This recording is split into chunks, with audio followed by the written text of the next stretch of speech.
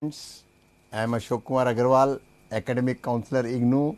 We are studying BECC 132, Principle of Microeconomics 2, Block 1, Market Structure, Unit 3, Monopolistic Competition, Price and Output Decisions.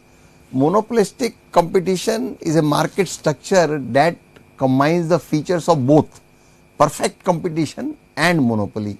We studied in the last class. Unlike perfect competition where all firms sell identical products, firms under monopolistic competition sell differentiated products. At the same time, unlike a monopolistic competition, a large number of sellers, so no single firm has complete control over the market. For example, you see this, we see food industry, you see all are selling food, but one restaurant will be famous for South Indian food, another restaurant will be famous for Punjabi food, third one will be famous, you see, for its very good ambience, and fourth one will have some other thing to attract. You see, all are trying to, you see, maximize their sales and increase profits. The market structure is very common in real life because most businesses try to make their products appear different through quality, design, branding, packaging, advertising or customer service, but the purpose is same. For example, food industry, you see, we took so many examples, they are all selling food. Examples of monopolistic competition include restaurant, then clothing. Clothing is serving the purpose, same purpose to every human being, but still you see we are having different, you know, we will have suit, we will have, you see, kurta pajama, we are having different, you see, types of clothes. Then bakeries, you see, bread, all are selling, you see, bakery items, but different, they are different, you see. Then cosmetic companies, you see, all are selling cosmetics, powders, lipsticks, etc., you see. Then cafes, you see, now this coffee, there are famous chain of you see restaurants in our country, they are, you see, selling coffee. Then footwear, Liberty is there, Bata is there, you see, Corona is there, and mobile phone serving the same purpose to everybody, but still there are different companies and each one is trying to give, you see, better product for increasing their profits. Although many firms sell similar products, you see, each attempts to create a unique identity to attract customers. Because of product differentiation, every firm has some control over the price of its own products, but this control is limited due to the availability of close substitutes. For example, any company, they will come out with, you see, say mobile phone costing simple mobile 1000 rupees. Another company will also bring out some mobile, you see, costing 900 rupees, 950 rupees. The concept of monopolistic competition was developed by Edward, you see, Chamberlain. According to him, monopolistic competition is a market where a large number of firms, you see, many firms are there, sell products that are similar but not identical, you see. Every seller enjoys a limited monopoly over its own product because consumers perceive it as different from, you see, competing products. However, since many substitutes are available, consumers can easily switch to another brand if prices are, you see, too high of one particular brand. They will go to another brand and, you see, buy it and serve their purpose. So what it means is that, you see, companies cannot increase the prices as per their choice. Thus, monopolistic competition combines the competitive nature of perfect competition with the price setting power of monopoly. Large number of buyers and sellers. Now, what are the features of monopolistic competition? The first feature is large number of buyers and large number of sellers. There are many firms and consumers in the market. Each firm is relatively small compared to the entire market. So, the actions of one firm have only a limited effect on others. Competition is therefore quite intense. Product differentiation. The most important feature of the monopolistic competition is product differentiation. Firms sell products that satisfy the same basic need, same basic need, but differ in terms of quality, design, packaging, color, durability, brand image or after sales service. Now, for example, AC, there are so many companies, Whirlpool is there, then Videocon is there, then Voltas is there. They are all manufacturing, ACs. Their products, some, difference is there. Like as mentioned in the, slide, some will give very good service after sales. For example, Voltas is there, and some, this price they have kept slightly less compared to, others. Some design is, very good, design is good.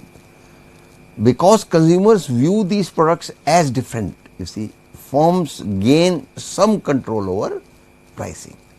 Now, the one which is having the, maximum sale, it may increase, price by slight amount. Next is freedom of entry and exit. Now, second feature of monopolistic competition is there is freedom of entry. Any firm can come, any firm can go. New firms can enter the industry whenever they expect profits, while existing firms can leave if they incur losses. This freedom ensures that abnormal profits do not continue for a long period and encourages, healthy competition. Selling cost. Unlike perfect competition, firms spend money on advertising, promotions, discounts, celebrity endorsements, attractive packaging and marketing campaigns. These expenses, known as selling costs, are incurred to increase demand for the firm's product rather than to, produce it. So, next feature is selling cost. Unlike perfect competition, firms spend money on advertising, promotions, discounts, celebrity endorsements, attractive packaging and marketing campaigns.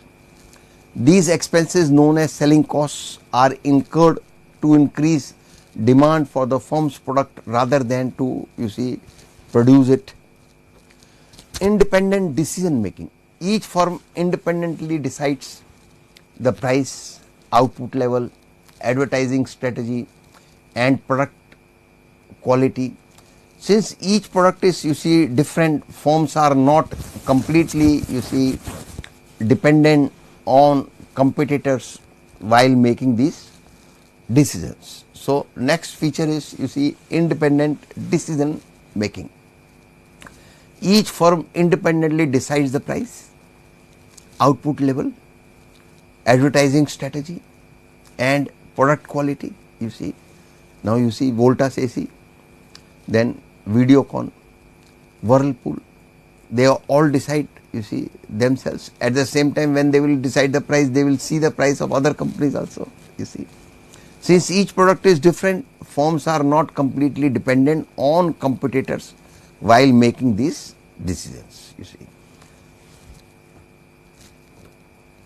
Limited control over price, This is the next feature. A firm can increase or decrease its price because of product differentiation, because product, you see, slightly difference is there, you see, between the products. However, this power is limited because consumers can switch to competing brands if prices become too high. If one particular brand, you see, if it increases, if its prices are high, people will not purchase. People go to the brand which is serving their purpose, which is equally good as well as price is less. So, a firm cannot, you see, control the price. A particular firm cannot control the price. Of course, each firm, every firm is having limited control over price. Then next feature is imperfect knowledge. You see, consumers and producers do not possess perfect information about all products available in the market. You see, and they have to study a lot if they want to have the information about all the products. It is very much time consuming, you see. You have to go through the literature of all the, you see, products. Advertising and branding, you see, play an important role in influencing consumer decisions. You see, advertising and branding, you know, they play an important role in influencing consumer decisions. So, these were the features. Which features we have studied? Imperfect, you see, knowledge, then limited control over price, then independent decision making, then selling costs, then freedom of entry and exit, then product differentiation, large number of buyers and sellers. So, features of monopolistic competition are large number of buyers and sellers, then there is product differentiation, then freedom of entry and exit, any firm, new firm can enter, any old firm can exit, selling costs, then independent decision making, then limited control over price, then imperfect knowledge, you see, that is all. These were all the, you see, features of monopolistic competition. Now we come on demand curve under monopolistic competition. The demand curve of a firm under monopolistic competition slopes downward from left to right. Unlike perfect competition where firms are, you see, price takers and face a perfectly elastic demand curve, firms under monopolistic competition have some control over price because their products are differentiated. So, the demand curve of a firm under monopolistic competition slopes downward from left to right. Unlike perfect competition where firms are price takers and face a perfectly elastic demand curve, firms under monopolistic competition have some control over price because their products are differentiated. The downward demand curve under monopolistic competition, the downward sloping demand curve shows that a firm can sell more units only by reducing the price. Similarly, if it increases the price, the quantity demanded decreases because consumers shift to the other close substitutes. Say for example, Binaka toothpaste, Colgate toothpaste, Close Up toothpaste, you see. Now for, you see, 100 grams packing and white toothpaste, you see, almost the prices are same. If any company increases the price, people will leave that and shift to another, you see, company. However, the demand curve is more elastic than that of a monopoly because substitutes are easily available, you see. Thus, firms enjoy limited market power but continue to face competition from rival firms. So, the downward sloping demand curve shows that a firm can sell more units only by reducing the price. Similarly, if it increases the price, the quantity demanded decreases, you see, because consumers shift to other close substitutes. Just now we saw the example of toothpaste. However, the demand curve is more elastic than that of a monopoly because substitutes are easily available. Thus, firms enjoy limited market power but continue to face competition from rival firms. A firm equilibrium under monopolistic competition, a firm is said to be in equilibrium, You see, when it has no incentive to change either its price or output because it is earning the maximum possible profit under existing market conditions.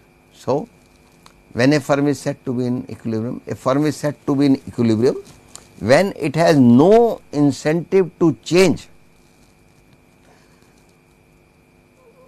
either its price or output because it is earning the maximum possible profit under existing market conditions. The general conditions for equilibrium are marginal revenue is equal to marginal cost. Marginal cost should cut marginal revenue from below.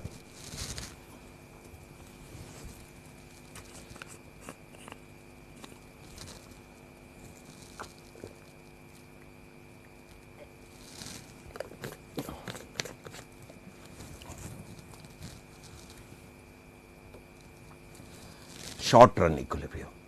In the short run, the number of firms in the market remains fixed because new firms cannot enter immediately. Depending on market conditions and consumer demand, a firm may earn supernormal profits, normal profits or even losses. Firm can go even loss also. When demand for a firm's differentiated product is high and costs are relatively low, the firm earns abnormal profits. So, in the short run, the number of firms in the market remains fixed because new firms cannot enter immediately. Depending on market conditions and consumer demand, a firm may earn supernormal profit, normal profit or even loss.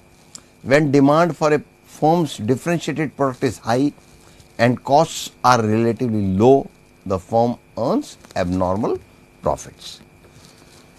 If revenue only covers all production costs, cost of raw material, cost of labor, including normal profit, the firm earns normal profit.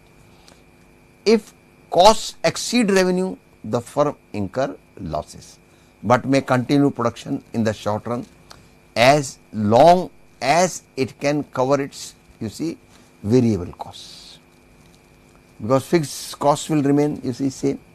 They have brought the machinery costing lakhs of rupees, it will continue for years but variable cost, if the firm is meeting out that cost, then it will continue. Therefore, short run equilibrium under monopolistic competition is very similar to monopoly because firms have some degree of price control due to product differentiation. So, if revenue only covers all production costs including normal profit, the firm earns normal profit. If costs exceed revenue, the firm incur losses but may continue production in the short run as long as it can cover its variable costs. Therefore, short run equilibrium under monopolistic competition is very similar to monopoly because firms have some degree of price control due to product differentiation. Long run equilibrium. In the long run, firms are free to enter or leave the industry. If existing firms earn abnormal profits, new firms enter the market with similar products. As more substitutes become available, the demand for each existing firm's product decreases. The demand curve shifts leftward until abnormal profits disappear. Eventually, firms earn only normal profits. At this stage, no new firm have an incentive to enter and existing firms have no reason to leave the industry. Therefore, long run equilibrium is achieved when firms earn only normal profits and satisfy the equilibrium condition, which is marginal revenue is equal to marginal cost. Unlike perfect competition, firms under monopolistic competition do not produce at the minimum point of average cost. Instead, they operate below their full production capacity. At this stage, no new firms have an incentive to enter and existing firms have no reason to leave the industry.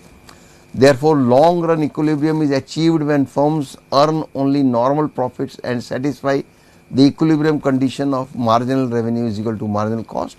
Under perfect competition, firms under monopolistic competition do not produce at the minimum point of average cost. Instead, they operate below their full production capacity.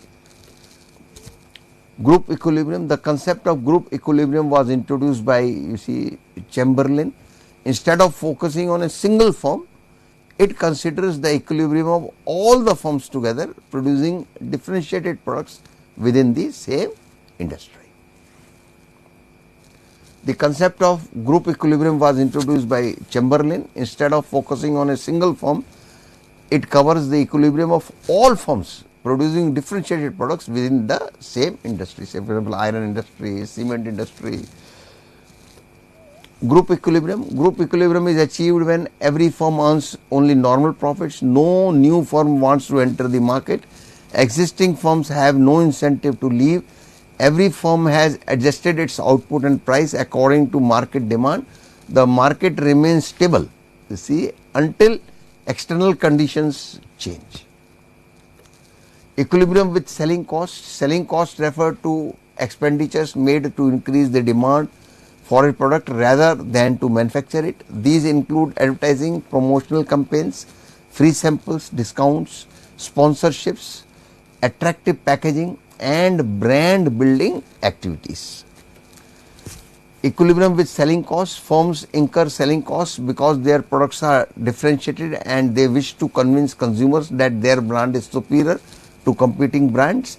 Initially, advertising increases consumer awareness and demand, leading to higher sales and profits. However, after a certain point, additional advertising becomes less effective because most potential customers have already been reached. As a result, firms continue advertising only up to the point where the additional revenue generated equals the additional advertising cost. Thus, selling costs play a significant role in determining both the demand and equilibrium of firms under monopolistic competition. Now, there is a table, we will see perfect competition, monopoly, monopolistic competition. Number of firms in perfect competition very high, monopoly only one, monopolistic competition large. Nature of product in perfect competition homogeneous, similar.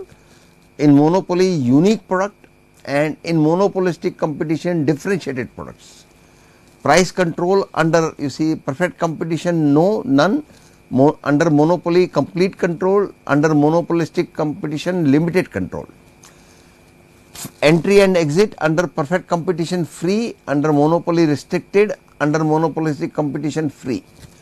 Demand curve under perfect competition perfectly elastic, monopoly downward sloping, monopolistic competition downward sloping but relatively elastic. Selling costs under perfect competition not required, monopoly usually low, and monopolistic competition they are very important, selling cost. Long run profit under perfect competition normal profit, under monopoly may earn abnormal profit, under monopolistic competition normal profit. Then competition under perfect competition it is very high competition. In monopoly no competition is there at all. In monopolistic competition moderate competition is there. Theory of excess capacity. One of the most important concepts of monopoly competition is excess capacity. Excess capacity refers to the difference between a firm's actual level of production and the level of production that would minimize average cost or fully utilize its plant capacity. Under monopolistic competition, firms usually do not produce at their most efficient scale because products are differentiated. Firms possess some monopoly power. Demand is divided among many competing firms. New firms continuously enter the market. Every firm faces only a portion of total market demand. As a result, firms operate with unused production capacity. They could produce more output using existing resources, but doing so would require lowering prices significantly, which would reduce profits. According to Chamberlain, excess capacity is a normal feature of monopolistic competition. It is the cost society bears in exchange for greater product variety and consumer choice. Consumers benefit from having many brands, designs, qualities, styles available, even though firms do not operate at maximum efficiency. Advantages of monopolistic competition. Monopolistic competition offers several benefits. Consumers enjoy a wide variety of products and can choose according to their preferences. Firms continuously introduce innovations and improve product quality to attract customers. Healthy competition encourages better customer service, improved packaging and technological advancement. Since entry into the market is relatively easy, new entrepreneurs also have opportunities to establish businesses. Disadvantages of monopolistic competition. Despite its advantages, monopolistic competition has certain drawbacks. Firms spend large amounts of advertising and promotional activities, increasing the overall cost of the products. Product differentiation may sometimes create only an illusion of difference rather than genuine improvement in quality. Firms also operate with excess capacity, leading to inefficient use of resources. Consumers may be influenced by advertising rather than actual product, resulting in irrational purchasing decisions. Monopolistic competition is one of the most common market structures in modern economies because it reflects the conditions under which many businesses operate. It combines the characteristics of perfect competition and monopoly by allowing many firms to sell differentiated products. Product differentiation gives firms limited pricing power, while free entry and exit ensure that only normal profits are earned in the long run. The demand curve faced by each firm slopes downward due to the availability of close substitutes. Firms achieve equilibrium where marginal revenue equals marginal cost both in the short run and in the long run. Advertising and other selling costs play a crucial role in increasing demand and creating brand loyalty. Although firms operate with excess capacity and incur higher selling costs, monopolistic competition provides consumers with greater choice, innovation and improved product quality, making it an important and practical market structure in today's economy. Now we come on the chapter unit 4, oligopoly, price and output decisions. Oligopoly is a market structure in which only a few firms dominate the market and together account for most of the production and sales. Since there are only a small number of sellers, every firm's decision regarding price, output, advertising or product quality directly affect the other firms. Therefore, unlike perfect competition or monopoly, firms under oligopoly are highly interdependent. So, now for example, Jio, Airtel and Vodafone, all are in telephone industry, but still they are different and competing with each other.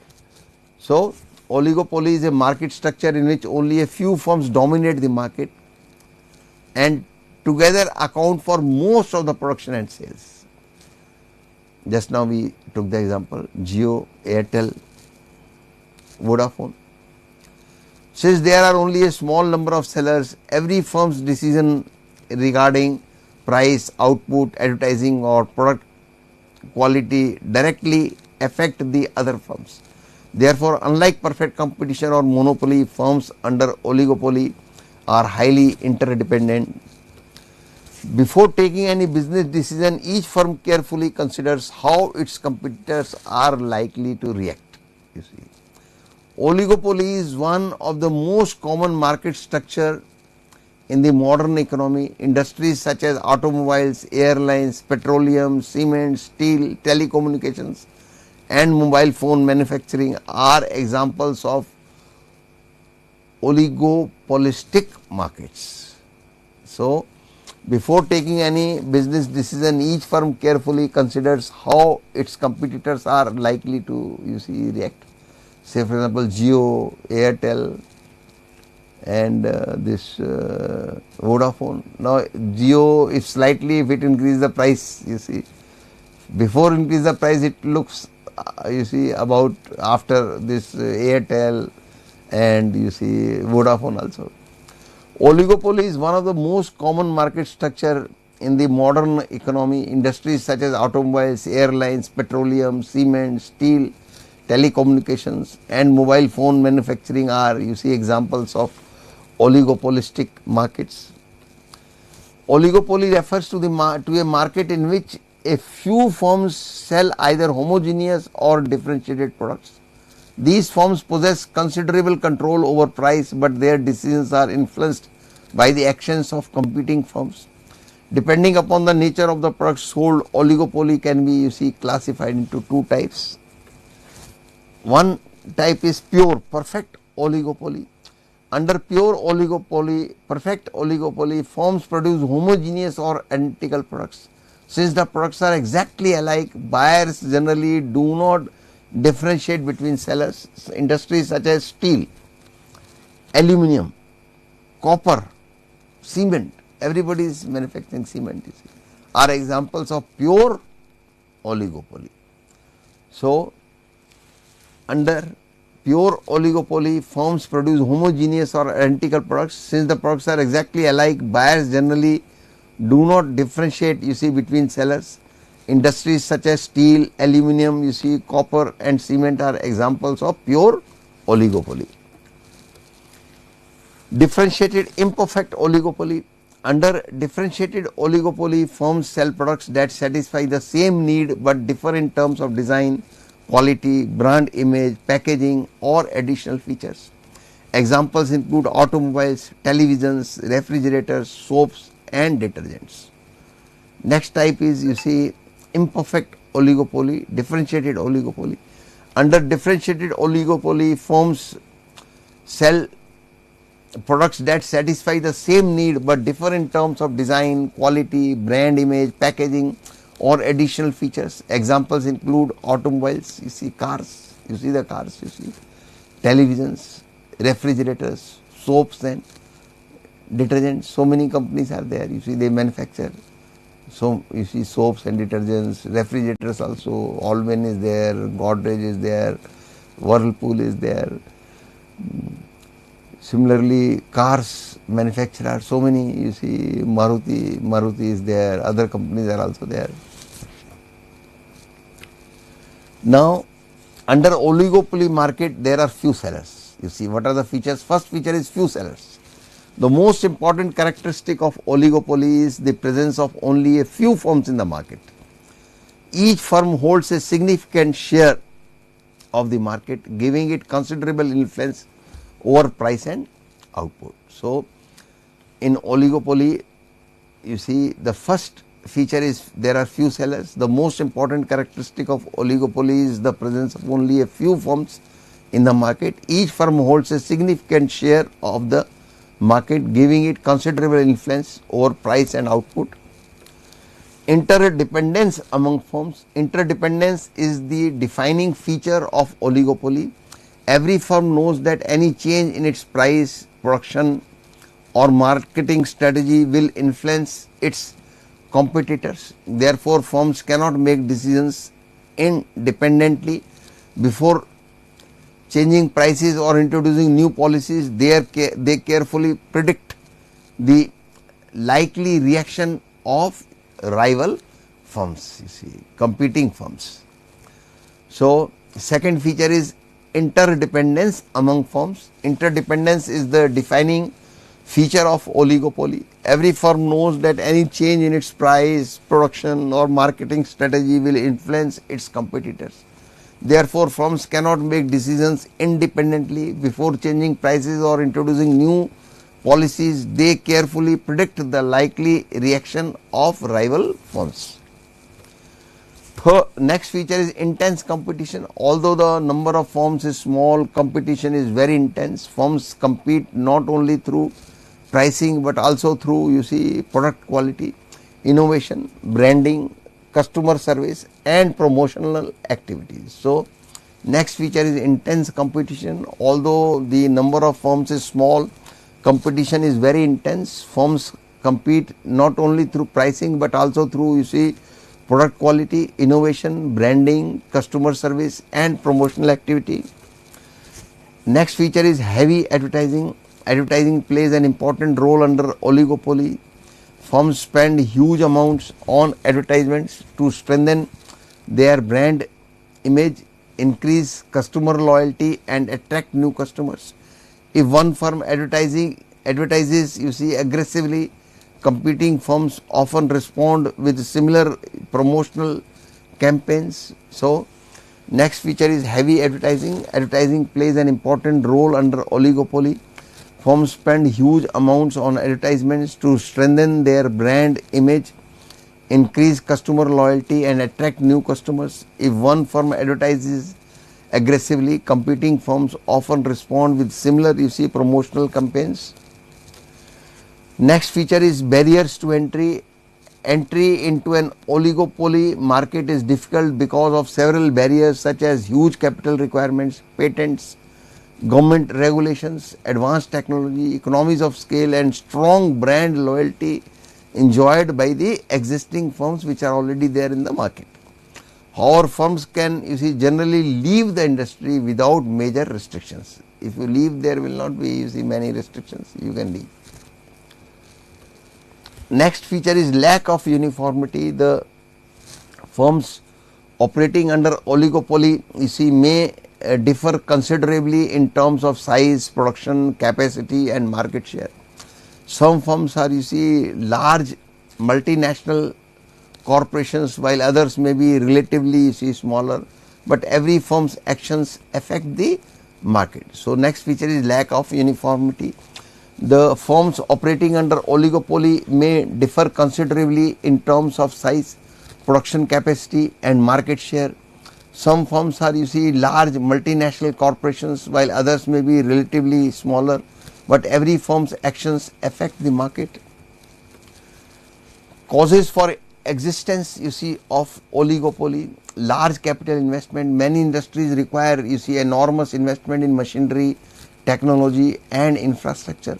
Such high financial requirements discourage new firms from entering the market, leaving only a few large firms. So, next causes for the existence of oligopoly. The first cause is you see large capital investment. Many industries require enormous investment in machinery, you see technology and infrastructure. Such high financial requirements discourage new firms you see entering the market, leaving only a few large firms. You see they will be left out in the market, large firms. New firms will not enter because you see lot of capital is required. Second is you see we are studying causes of existence of oligopoly, why oligopoly is existing. First cause was you see large capital investment. Second cause is control over essential resources. Some firms control important raw materials, technology or distribution networks. This gives them a cost advantage and prevents competitors from entering the market successfully. So, second is control over essential resources. Some firms control important raw materials, technology or distribution networks. This gives them a cost advantage and prevents you see competitors from entering the market successfully. Third is legal restrictions and patents. Government regulations, licensing systems and patent rights often protect existing firms by limiting the entry of new competitors. Patent protection especially allows firms to dominate certain products for several years. So, third point is legal restrictions and patents. You see government regulations, licensing systems, patent rights often protect existing firms by limiting the entry of new competitors. Patent protection especially you see allows firms to dominate certain products for several years. Economies of scale: large firms can produce goods at a lower average cost because they operate on a large scale. Small firms cannot enjoy cost advantages and therefore find it difficult to compete. So, next point is economies of scale. Large firms can produce goods at a lower cost, you see, when the production is at large scale, because they operate on a large scale. Small firms cannot enjoy these cost advantages and therefore find it difficult to compete. Next point is superior entrepreneurship. You see, some firms survive because they possess better management, you see, technology, innovation and organizational skills than their competitors. These advantages enable them to dominate the market. So, next point is superior entrepreneurship. So, some firms survive because they possess better management, you see, technology better innovation and organizational skills than their, you see, competitors. These advantages enable them to dominate the market. Next point is mergers. Two or more firms may combine to form a larger company. Such mergers increase market power, reduce competition and create oligopolistic, you see, market structures. So, two or more firms may combine to form a larger company. Such mergers increase market power, reduce competition and create oligopolistic market structures. 7 point is difficulties in the market entry. You see, besides financial investment, new firms also face difficulties in establishing distribution channels, building brand recognition and competing, you see, against already established companies. These factors discourage, you see, entry into the industry. So, 7th point is difficulties in market entry. Besides financial investment, new firms also face difficulties in establishing distribution channels, building brand recognition and competing against already established companies. These factors discourage, you see, entry into the industry. Price and output determination under oligopoly. Determining price and output under oligopoly is much more complicated than under other market structures because firms are interdependent. No firm can predict with certainty how competitors will react to changes in price or output. As a result, there is no single general theory explaining price determination under oligopoly. Economists have therefore developed several models to explain the behavior of oligopolistic firms. Determining price and output under oligopoly is much more complicated than under other market structures because firms are interdependent. No firm can predict with certainty how competitors will react to changes in price or output. As a result, there is no single general theory explaining price determination under oligopoly. Economists have therefore developed several models to explain the behavior of oligopolistic, you see, firms. Price and output determination under oligopoly. The major models include, you see, Cournot's model, Stackelberg's model, Paul Sweezy's, you see, Kinged demand curve model, then cartel theory. Cournot's model was introduced by Augustin, you see, Cournot in 1838 to explain the behavior of two firms, duopoly.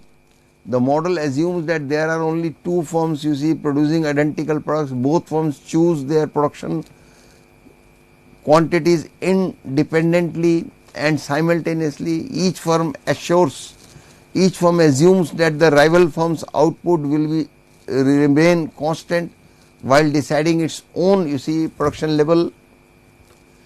According to the model, every firm tries to maximize its own profit by selecting the best possible output. This gives rise to a reaction curve which shows one firm's best output decision for every possible output level of the competing firm. The equilibrium is reached where the reaction curve of both firms, you see, intersect. At this point, neither firm has any incentive to change its output because both are already producing their profit maximizing quantities. This equilibrium is known as the Nash equilibrium since each firm's decision is the best response to the other's decision. Although Cournot's model successfully explains strategic behavior, it assumes that firms make decisions simultaneously and does not explain how firms actually reach equilibrium.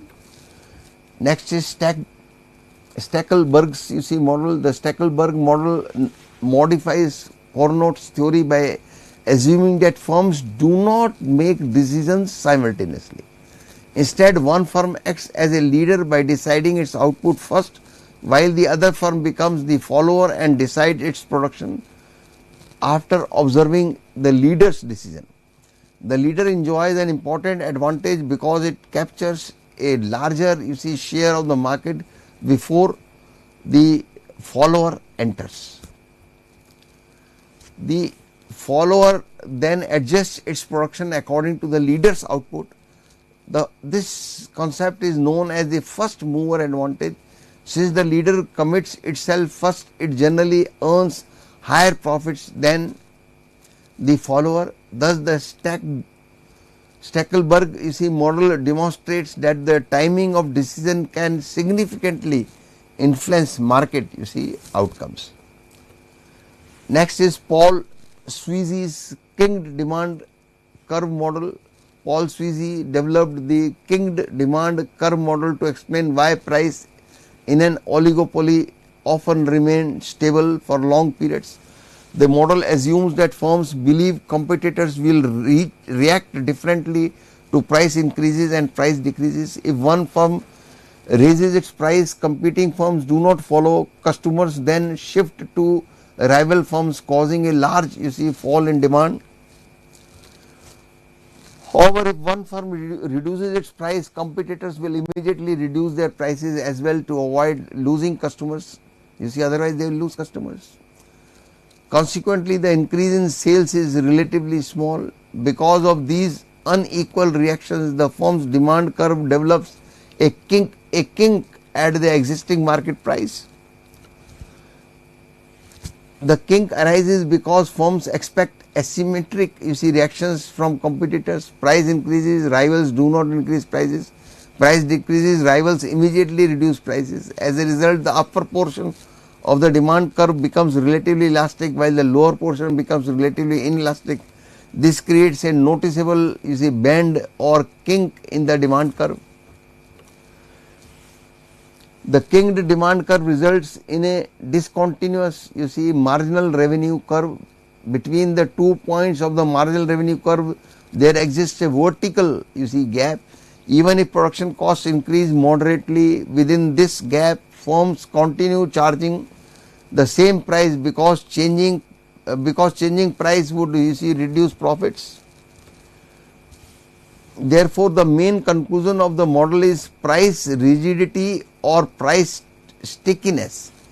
The model explains why price remains unchanged despite moderate changes in demand or production costs.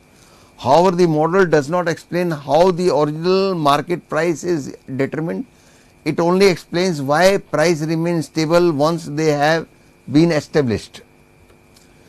Cooperative and non-cooperative behavior. Since only a few firms cooperate in an oligopoly, they constantly face the choice of either cooperating with competitors or competing against them.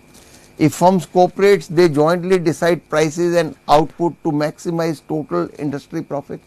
If they compete independently, each firm attempts to maximize its own profit, often reducing the overall profits of all firms. Next is prisoner's dilemma. The prisoner's dilemma is a famous concept from game theory that explains the conflict between individual interest and collective benefit. In the business context, two firms can either cooperate or compete. If both cooperate, both earn high profits. If one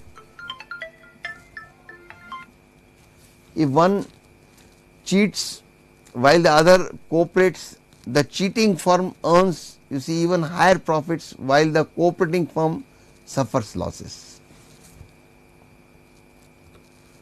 Because every firm fears being cheated by the other, both usually choose to compete. Consequently, both earn lower profits than they would have earned through cooperation. This outcome is called the Nash equilibrium, where each firm's strategy is the best response to the other strategy, even though it is not the best outcome for both together. Explicit collusion. Explicit collusion you see occurs when firms formally agree to fix prices, divide markets, or limit production in order to maximize joint profits. An international example is Organization of the Petroleum Exporting Countries, where member countries jointly decide oil production levels. Although such agreements increase profits, firms often have an incentive to secretly violate the agreement by producing more than the agreed quantity. Tacit collusion. Tacit collusion occurs without any formal agreement. Firms simply understand each other's behavior through repeated interactions and maintain similar pricing policies without opening communicating. Competition for market share. Firms compete aggressively to increase their market share through advertising, product innovation, improved quality and customer service, rather than only by reducing prices. Covert cheating. Sometimes firms secretly offer discounts, rebates or special offers to selected customers while officially maintaining the agreed market price. The hidden competition is known as covert cheating. Contestable markets. The theory of contestable markets states that even if no new firms actually enter the market, the threat of entry forces existing firms to keep prices low. If entry barriers one weak and sunk costs are low, existing firms cannot charge excessively high prices because potential competitors may enter the market. Therefore, even the possibility of competition helps protect consumers. Next is cartel theory of oligopoly. A cartel is an association of firms that jointly decide price and output to maximize collective profits. Instead of competing against each other, the cartel members behave like a monopoly by restricting total production and charging higher prices. The most well-known international cartel is Organization of the Petroleum Exporting Countries, whose member countries coordinate oil production to influence world oil prices. Under cartel arrangements, total output is reduced while prices increase, allowing member firms to earn monopoly-like profits. However, maintaining a cartel is difficult because each member has a strong temptation to produce more than the agreed quantity in order to earn additional profit. If many members cheat, the cartel eventually collapses and competition returns. Advantages of oligopoly. Oligopoly encourages large scale production, allowing firms to benefit from economies of scale. Large firms often invest heavily in research and development, leading to innovation, technological progress and improved product quality. Consumers also benefit from better after sales service and continuous product improvements due to intense competition among major firms. Disadvantages. Oligopoly may reduce competition and allow firms to charge higher prices. Heavy advertising increases production costs, which are ultimately borne by consumers. Firms may also collude to restrict output and earn excessive profits. High barriers to entry prevent new firms from competing, reducing consumer choice and market efficiency. Market no longer remains efficient. Oligopoly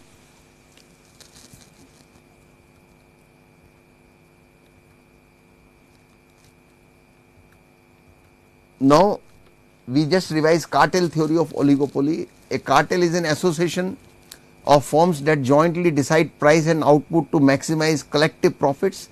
Instead of competing against each other, cartel members behave like a monopoly by restricting total production and charging higher prices. The most well known international cartel is Organization of the Petroleum Exporting Countries, those countries which are exporting petroleum, whose member countries coordinate oil production to influence, you see, world oil prices. You see, under cartel arrangements, total output is reduced while prices increase, allowing member firms to earn monopoly like profits. However, maintaining a cartel is difficult because each member has a strong temptation to produce more than the agreed quantity in order to earn additional profits. If many members cheat, the cartel eventually collapses and competition returns. So, under cartel arrangements, total output is reduced while prices increase, allowing member firms to earn monopoly like profits. However, maintaining a cartel is difficult because each member has a strong temptation to produce more than the agreed quantity in order to earn additional profits. If many members cheat, the cartel eventually collapses and competition again returns among them. Oligopoly encourages large scale production, allowing firms to benefit from economies of scale. Large firms often invest heavily in research and development R&D work, leading to innovation, technology progress and improved product quality. Consumers also benefit from better after sales service and continuous product improvements due to intense competition among major firms.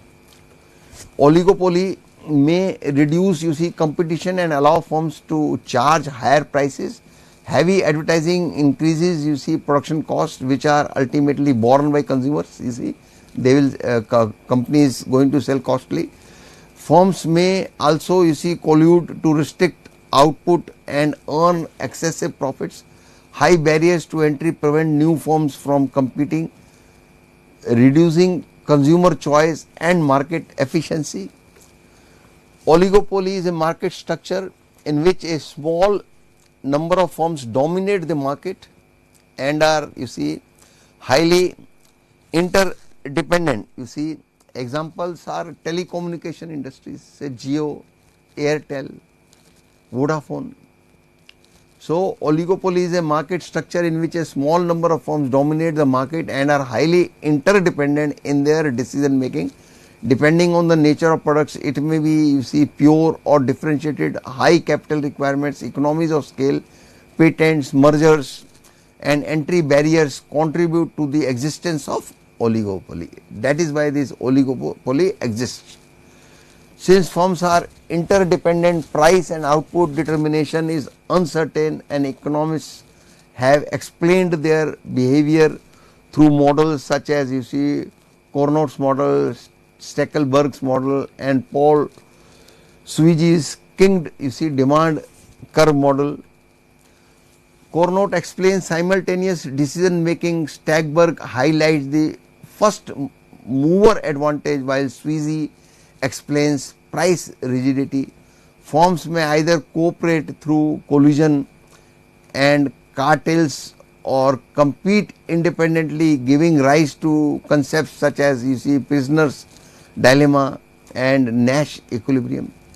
Although oligopoly often leads to innovation, economies of scale and better products, it may also reduce competition, encourage collusion and create higher prices for consumers. So, we have seen oligopoly. Oligopoly is a market structure in which a small number of firms dominate the market and are highly interdependent in their decision making. Depending on the nature of products, it may be pure or differentiated. High capital requirements are required, then economies of scale, lot of production, patents, mergers and entry barriers are there, contribute to the existence of oligopoly. Because of these reasons, oligopoly exists. Since firms are interdependent, price and output determination is uncertain, and economists have explained their behavior through models. There are such as Cournot's model, then Stackelberg's model and Paul Sweezy's King Demand, you see, curve model. Cournot explains simultaneous decision making. Stackelberg highlights the first mover advantage, while Sweezy explains price rigidity. Firms may either cooperate through collision and cartels or compete independently, giving rise to, you see, concepts such as prisoner's dilemma and Nash equilibrium. Although oligopoly often leads to innovation, economies of scale and better products, it may also reduce competition, encourage collision and create higher prices for consumers. So students, we are concluding this session. Thank you very much, students.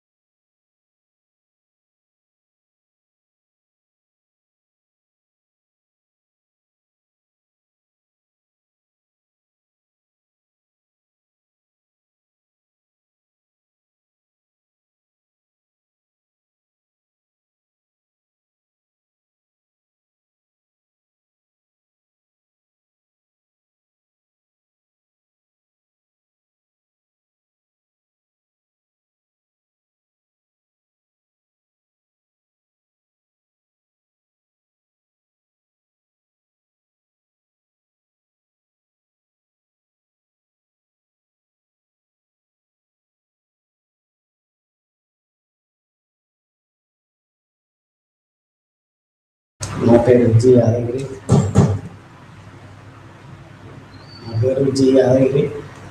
నేను సురవరం ప్రతాపరెడ్డి యూనివర్సిటీలో history ఫ్యాకల్టీగా work చేస్తున్నాను. మరి ఈరోజు మనకు యూజీలో బిహెచ్ఐసి 132 code, మరి history of India from 300 to 1206 వరకు ఉన్నటువంటి దానిలో మరి 8th unit polity, religion and culture in the post Gupta period, అంటే గుప్తుల అనంతరం రాజకీయ, మత, సాంస్కృతిక పరిస్థితుల గురించి నేడు చర్చిస్తాం. అంటే ముఖ్యంగా క్రీస్తు శకం 300 నుండి 700 మధ్యలో జరుగుతున్నటువంటి మరి రాజకీయ పరిణామాలను మరియు మత సాంస్కృతిక పరిస్థితులను ఈరోజు చర్చించబోతున్నాం. మరి మనకు ఇచ్చినటువంటి దానిలో పరిచయం, రాజ్యాధికారం మరియు రాజకీయ సంస్థ, దానిలో రాజకీయ సంస్థలో సైన్యం, పరిపాలన విభాగాలు, సామంతులు మరియు పన్నులు, తర్వాతది న్యాయ వ్యవస్థ, ఆ తర్వాత మతం. ఆ మతంలో మళ్ళీ భక్తి ఉద్యమం, అంటే భక్తి ఏ విధంగా ఆవిర్భవించాలి, తర్వాత దేవతల యొక్క సమన్వయం, గిరిజనుల యొక్క ఆచారాలను పొందుపరచడం, నెక్స్ట్ది దేవాలయాలకు మరియు ఆస్తికవాదానికి రాజరిక మద్దతు, మరి ఉత్తర భారతదేశం నుండి దక్షిణ భారతదేశానికి మతాల యొక్క వ్యాప్తి. నెక్స్ట్ పాయింట్ ఏంటంటే దక్షిణ భారతదేశంలో భక్తి ఉద్యమం, తర్వాత దక్షిణ భక్తి ఉద్యమం మరియు దాని తర్వాతి కాలంలో నిరసన మరి సంస్కరణల పరివర్తన గురించి. నెక్స్ట్ పాయింట్ తాంత్రికం యొక్క ఆవిర్భావం, కొన్ని ప్రధాన లక్షణాలు, తాంత్రికవాదం యొక్క ప్రధాన లక్షణాలు, మరి తాంత్రికవాదం మిగతా అన్య మతాలలోకి ఏ విధంగా చొరబడింది, ఎలా స్వీకరించారనేటువంటిది. మరి నెక్స్ట్ది ఈ యొక్క గుప్తుల అనంతరం సాంస్కృతిక పరిస్థితులు ఎలా ఉన్నాయి భారతదేశంలో, మెయిన్గా దక్షిణ భారతదేశంలో కూడా తెలుసుకుంటాం. తర్వాతది నెక్స్ట్ ఓవరాల్గా దీన్ని చెప్పాలనుకుంటే మెయిన్గా సంక్షిప్తంగా తీసుకుంటే మరి గుప్తుల అనంతరం రాజకీయ పరిస్థితి 300 నుంచి 700 మధ్యలో జరుగుతున్నటువంటి పరిణామాలను, మరి ఉపఖండంలో ఉన్నటువంటి మరి ఒకే రకమైనటువంటి పరిపాలన, అంటే కొద్ది తేడాతోటి ఏ విధంగా పరిపాలన విభాగాలు ఉన్నాయి, మరి ఆ పరిపాలన యంత్రాంగం, అధికార శ్రేణులు, మరి శాశ్వత సైన్యం, ఒక రకమైనటువంటి రెవెన్యూ విధానాన్ని దీనిలో తెలుసుకుంటాము. తర్వాత మతంలో మరి బ్రాహ్మణ మతం, ఆ బ్రాహ్మణ మతం మరి కొత్త దేవతలను దాని లోపల అంగీకరించడం జరిగింది. అంటే కొత్త దేవతలు అంటే మెయిన్గా గిరిజనుల యొక్క దేవతలను వీరు బ్రాహ్మణ మతం అంగీకరించింది. మరియు ఈ యొక్క వివిధ మతాల సంప్రదాయాల నుండి మరి భక్తి ఉద్యమం ఆవిర్భవించడం జరిగింది. మరి ఉత్తర భారతదేశం నుంచి దక్షిణ భారతదేశానికి మరి ఏ విధంగా ఉద్యమం మారింది, మరి దక్షిణ భారతదేశంలో ఇది మెయిన్గా తమిళనాడులో తీసుకున్నట్టయితే ఇది అంటే చాలా పెద్ద మొత్తంలో ఉద్యమంగా తయారైంది భక్తి ఉద్యమం.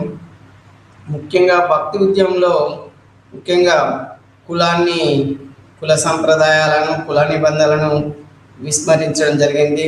మహిళలకు ఉన్నత స్థానాన్ని కల్పించడం జరిగింది. మరియు మధ్యయుగంలో ఈ యొక్క తాంత్రికవాదం ఒక శక్తిగా మరి అవతరించింది. అంటే ఒక శక్తిగా మరి అన్య మతాలలోకి కూడా దాన్ని తీసుకోవడం జరిగింది. మరి ఈ యొక్క తాంత్రిక పద్ధతులు మరి ఇతర మతాలలోకి అది ఏ విధంగా చొచ్చుకొని వెళ్ళేది, మరి ఈ కాలంలో కొత్త అంశాలు ఏ విధంగా ఆవిర్భవించాయి అనేటువంటిది దీనిలో చర్చించబోతున్నాం. తర్వాత సాంస్కృతిక రంగంలో తీసుకుంటే సాంస్కృతిక పరిస్థితుల గురించి మరి గణనీయమైనటువంటి అభివృద్ధి సాధించాలి సాంస్కృతిక పరిస్థితిలో.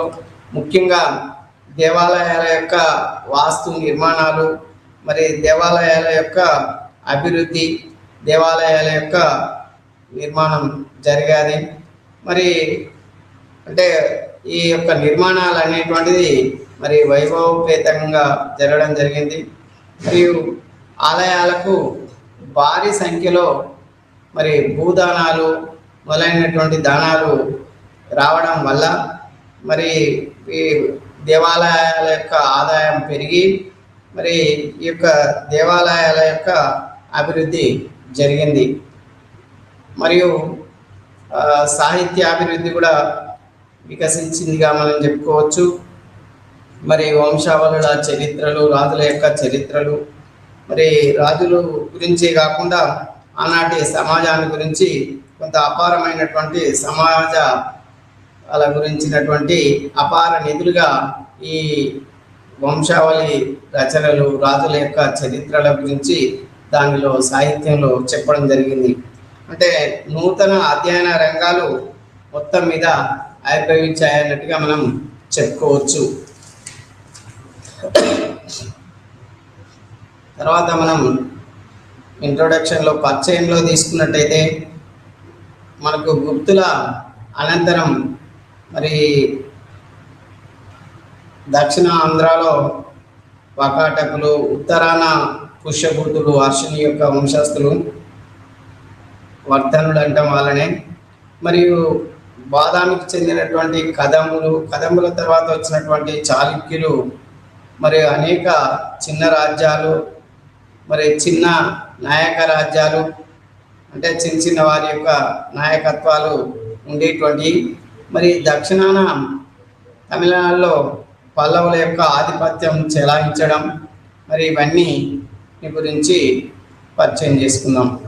మరి ఈ యొక్క అధ్యయనంలో మెయిన్గా ఆధారాలు మనకు శాసనాలు, ధర్మశాస్త్రాలు, మరి బాణుని హర్షచరిత్ర, ఎందుకంటే బాణుడు కాదంబరి, హర్షచరిత్ర అనేటువంటి గ్రంథాలు రాశాడు.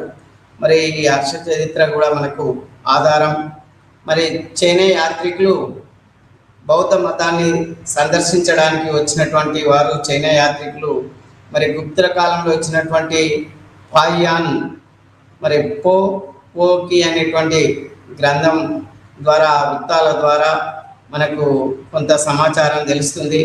తర్వాతది అతని తర్వాత చెప్పుకోదగ్గవాడు మరి చైనా యాత్రికుల్లోనే మరి రాజు లాంటి వాడు మరి యువన్ సాంగ్ రాసినటువంటి గ్రంథం సియుకి.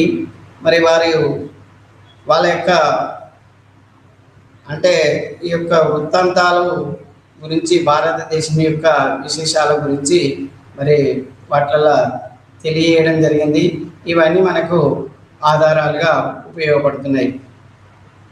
మరి రాజకీయ వ్యవస్థను తీసుకున్నట్టయితే మనకు రాజకీయ వ్యవస్థ వంశ పారంపర్యం రాజరిక వ్యవస్థగా ఉన్నది. మరి ఆ విధంగానే వంశపారంపర్యంగానే పరిపాలించారు. మరి అర్షుని కాలం నాటికి మరి విస్తారమైనటువంటి ప్రాంతాలను మరి హర్షుడు ఆక్రమించడం జరిగింది. మరి అతని యొక్క సామ్రాజ్యాన్ని తీసుకున్నట్టయితే అంటే మనకు నర్మదా నది వరకు విస్తరించడం జరిగింది అతని యొక్క సామ్రాజ్యం. అంటే మనకు ఈ 300 నుండి 700 మధ్యలో వచ్చినటువంటి మరి రాజకీయంలో వచ్చినటువంటి మార్పులు, తర్వాత మతంలో వచ్చినటువంటి మార్పులు, సంస్కృతిలో వచ్చినటువంటి మార్పులు గురించి మరి ఇప్పుడు మనం చర్చిస్తాం. మనకు నెక్స్ట్ ఏంటంటే కింగ్షిప్, అంటే రాజరికం ఎలా ఉంది. మరి ఈ యొక్క రాజరికంలో తీసుకున్నట్టయితే మరి రాజులు వంశపారంపర్యంగానే ఎక్కువ మంది రావడం జరిగింది. మరి గిరిజన గణతంత్ర రాజ్యాలు కూడా ఉన్నాయి.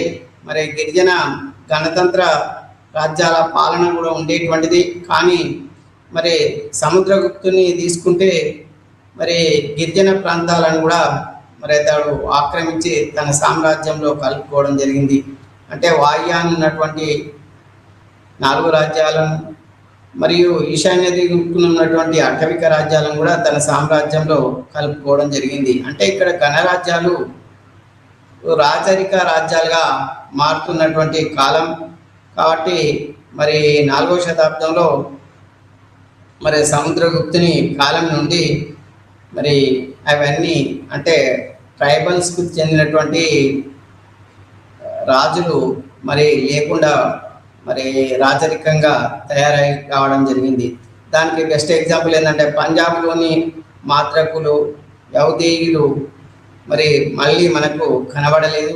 మరి మధ్య భారతంలో ఉన్నటువంటి అబీరులు మరి వారు ఈ యొక్క అంటే రాజరికంలో కలిసిపోవడం జరిగింది. అంటే గిరిజన గణతంత్ర రాజ్యాలు నెమ్మదిగా రాజకీయ రాజ్యాలుగా మారినటువంటి మరి రాజుల యొక్క బిరుదులు నిగంగా తీసుకున్నట్టయితే రాజాదిరాజు, మరి పరమ మహేశ్వర, పరమ భట్టారక, పృథ్వీ వల్లభ. అంటే పృథ్వీ వల్లభ అంటే భూదేవికి ప్రియమైనటువంటి వాడిగా. మరి ఇవే కాకుండా మనకు దైవ హక్కు సిద్ధాంతం అంటే దైవమే ఆ రాజును పంపించింది కాబట్టి అతడు పరిపాలిస్తుండు. మరి దేవుడు పంపినటువంటి దూతగా మరి ఈ యొక్క దైవ హక్కు సిద్ధాంతం ఆనాడు వాడుకలోకి వచ్చి మరి దైవం పంపినటువంటి రాజుకు మనం లోబడి ఉండాలనేటువంటి ఈ ఆలోచనలు ఆనాడు రావడం జరిగింది. మరి ఆనాడు ఈ యొక్క రాజరికంలో ముఖ్యంగా ఈ భూమిని పరిపాలించడానికి భారతీయ సంప్రదాయాల ప్రకారం మరి 4 దిక్కుల నలుగురు ఉండి పరిపాలిస్తున్నారు ఈ లోకాన్ని. మరి 5వ రాజుగానే ఈ రాజులు వచ్చారనేటువంటిది.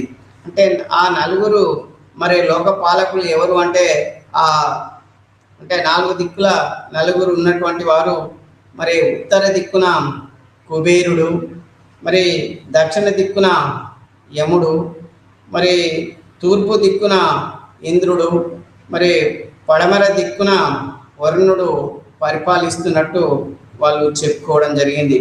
అంటే ఈ యొక్క లోక పాలకులు పోను మరి ఈ అన్ని దిక్కుల పాలకులను అంటే అన్ని దిక్కుల నుండి పరిపాలిస్తున్నటువంటి వాడు నిజ జీవితంలో ఈ దైవదత్తాధికారం మరి రాజుకు వారు వసంగినట్టుగా మరి 5వ లోక పాలకుడిగా రాజు పరిపాలించడం జరిగింది. అంటే వాళ్ళ యొక్క దైవంలో ఏంటంటే ఈ నలుగురు ఉన్నారు, 4 దిక్కులు ఉన్నారు.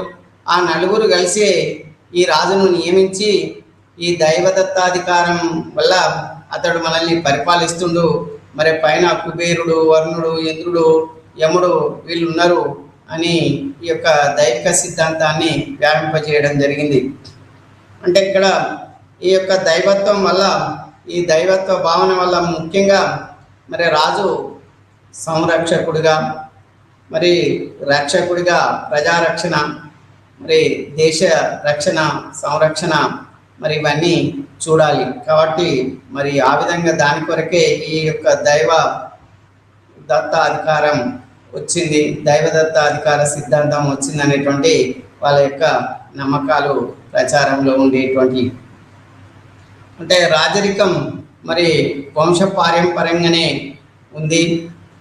మరి సింహాసనానికి వారసులల్లా జ్యేష్ఠ కుమారుడు పెద్ద కుమారుడే ముఖ్యం వారసునిగా.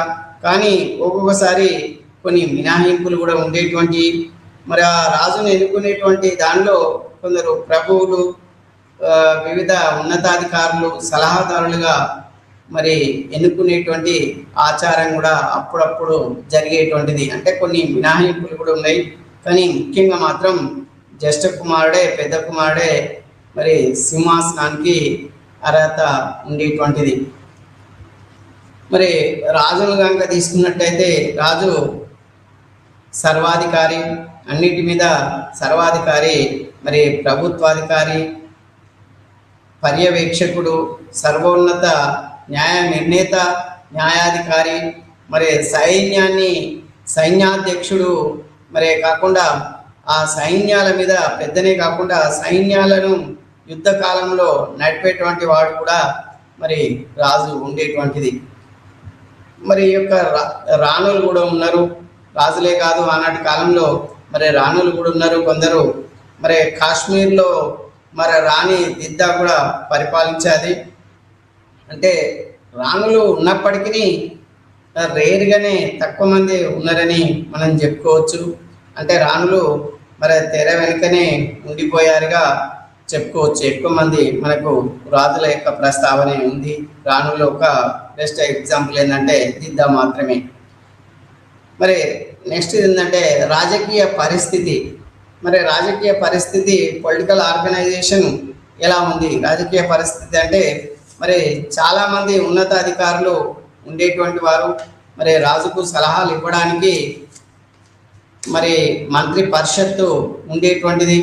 మరి అదే కాకుండా రాకుమారులు సలహాలు ఇచ్చేటువంటి వారు. మరి రాకుమారులు గవర్నర్లుగా లేదా రాష్ట్రాధినేతలుగా, మరి భక్తులకు అధిపతులుగా, విషయాధిపతులుగా కూడా ఉన్నట్టు మనకు తెలుస్తుంది. మరి సముద్రగుప్తుని కాలంలో అనేక పదవులను అలంకరించినటువంటి వారు కూడా ఉన్నారు. మరి అతని యొక్క మంత్రి, సముద్రగుప్తుని యొక్క మంత్రి అలహాబాదు స్తంభ శాసనాన్ని లిఖించినటువంటి వాడు. సంస్కృతంలో హరిసేనుడు గజాల మీద యుద్ధ మంత్రి కాకుండా మరి సంధి విగ్రహి, విదేశీ వ్యవహారాల మంత్రి కూడా. అంటే అనేక పదవులను కూడా ఒక్కరే అనుభవించవచ్చు అనేటువంటిది. అంటే ఒక్కరికి ఒక పదవి కాకుండా బహు పదవులు కూడా ఉన్నాయని తెలియజేస్తున్నది ఇది. మరి ఉన్నత అధికారులకు మరి అనేకమైనటువంటి బిరుదులు కూడా ఇచ్చుకునేటువంటి వారు.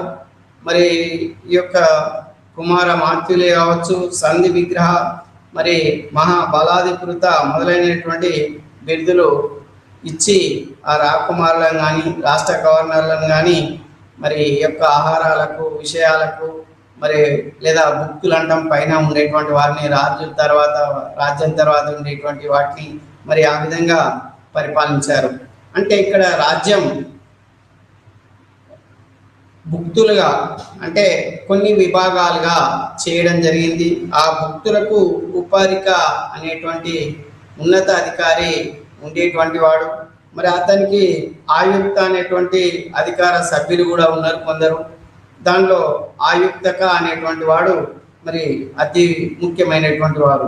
అంటే కొన్ని రాజ్యాలల్లో మరి రాజ్యాన్ని భుక్తులుగా చేస్తే కొన్ని చోట్ల విషయాలుగా చేశారు, కొన్ని చోట్ల ఆ రాజ్యాన్ని ఆహారాలుగా చేశారు. ఏది ఏమైనా ఇక్కడ భుక్తులకు ఉపరిక అనేటువంటి ఉన్నతాధికారి ఉండేటువంటి వాడు. అతని కింద మరి అతనికి సహాయ సహకారాలు అందించడానికి ఆయుక్తక అనేటువంటి అధికార సభ్యుడు కూడా ఉండేటువంటి వాడు.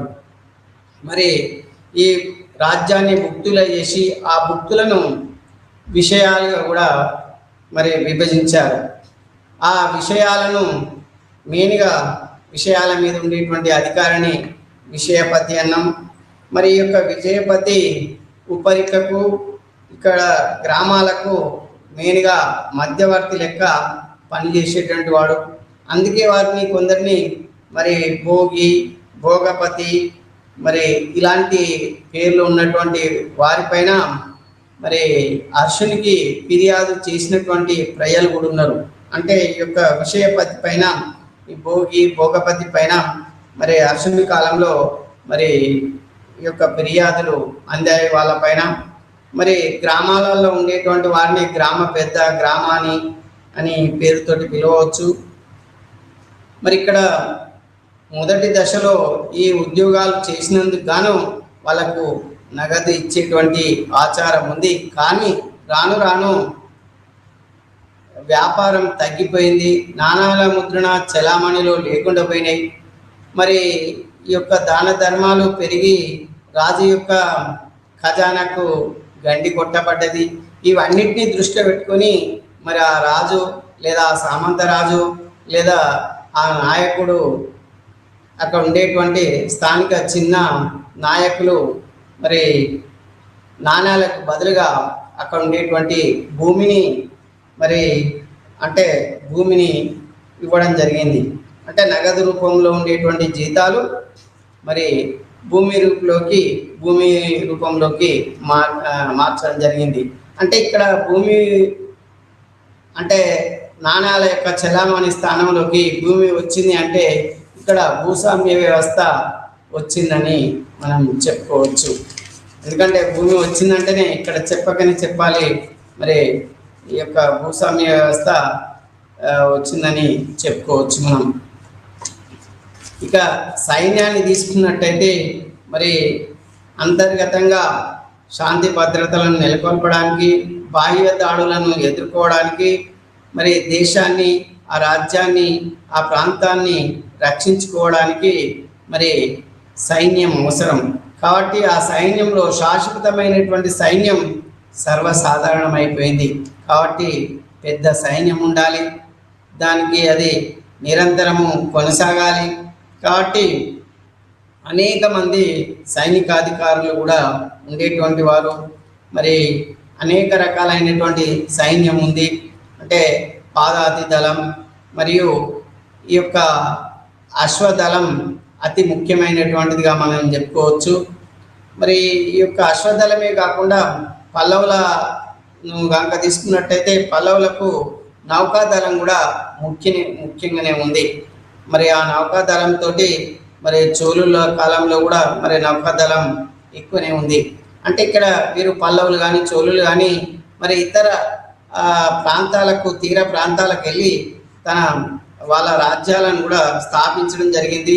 దానికి కారణం ఏంటంటే ముఖ్యంగా ఈ యొక్క చోళ, చేర, పాండ్య ఈ రాజ్యాల యొక్క ముఖ్యంగా ఇక్కడ నౌకాదళం ఉండడమే ఒక కారణంగా చెప్పుకోవచ్చు. చోళులు మరి శ్రీలంక ప్రాంతాన్ని కూడా, ఉత్తర శ్రీలంకను కూడా ఆక్రమించారు. నౌకాదళం ఎక్కువ ఉంది కాబట్టి ఆక్రమించగలిగారు. మరి దానికే ముమ్మడి చోళ మండలం అనే పేరు పెట్టినాం. కాబట్టి ఇక్కడ అశ్విక దళంతో పాటు మరి నౌకాదళం కూడా అతి ముఖ్యంగానే వర్క్ చేసిందని దక్షిణ భారతదేశంలో మనం చెప్పుకోవచ్చు.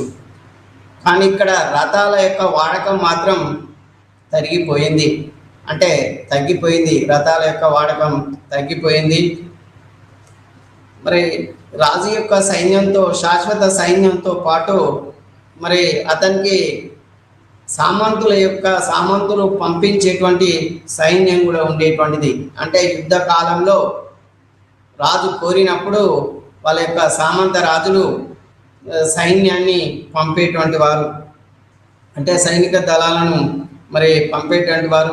దానితో యుద్ధాలలో విజయమో మరి లేక అపజయాలు జరిగేటువంటి, అంటే సామంతులు ఎక్కువ ఉన్నట్టయితే విజయాలు కూడా ఎక్కువనే ఉంటాయి. మరి దానికి బెస్ట్ ఎగ్జాంపుల్ ఏంటంటే మనకు సామంతులలో తీసుకున్నట్టయితే మనకు సముద్రగుప్తుడు మరి ఉత్తర భారతదేశంలో వాయుయాన 4 రాజ్యాలను, ఈశాన్యాన 4 రాజ్యాలను, మరి ఉత్తరాన 9 రాజ్యాలను, దక్షిణాన 12 రాజ్యాలను మరి జయించాడు. మరి సామంతులను చేసుకున్నాడు ఈ రాజ్యాలను. కాబట్టి మరి సామంతులను చేసుకోవడం జరిగింది అనడానికి ఉదాహరణగా మనం చెప్పుకోవచ్చు. తర్వాతది పరిపాలనా విభాగాలు. మరి పరిపాలనా విభాగాలు కనుక తీసుకున్నట్టయితే దేశం, రాజ్యం మరి చిన్న విభాగాలుగా, అంటే ప్రాదేశిక విభాగాలుగా, మరి భక్తులుగా, మరి ఉపరిక కింద ఉండేటువంటి వారుగా, లేదా రాజకుమారులు ఆ భక్తులకు, ఆ విషయాలకు రాకుమారులు కూడా ఉండేటువంటి వారు. కాబట్టి ఈ భక్తులను రాష్ట్రాలుగా చేసిండ్రు, అంటే విషయాలుగా చేసిండ్రు. ఆ విషయాలకు విషయపతి అధికారంలో ఉన్నాడు. మరి ఈ యొక్క విషయపతి ప్రాదేశికాలకు మరి గ్రామాలకు మధ్యన విషయపతి ముఖ్యం. కాబట్టి ఈ యొక్క గ్రామాలకు గ్రామాన్ని మరి స్థానిక వ్యవహారాలు నిర్వహించడం, శిక్షలు, మరి పెనాల్టీసు, మొదలైనటువంటి అన్ని అతడు నిర్వహించేటువంటిది. మరి ఇవే కాకుండా పట్టణాలకు నగరాలకు ప్రత్యేకమైనటువంటి పరిపాలనా విభాగం ఉండేటువంటిది. మరి చేతి వృత్తుల సంఘాలు, మరి వ్యాపార సంఘాలు, మరి పట్టణ మరి ఈ యొక్క నగర పరిపాలనను కూడా నిర్వహించడంలో వాళ్ళు పాల్పంచుకునేటువంటి వారు.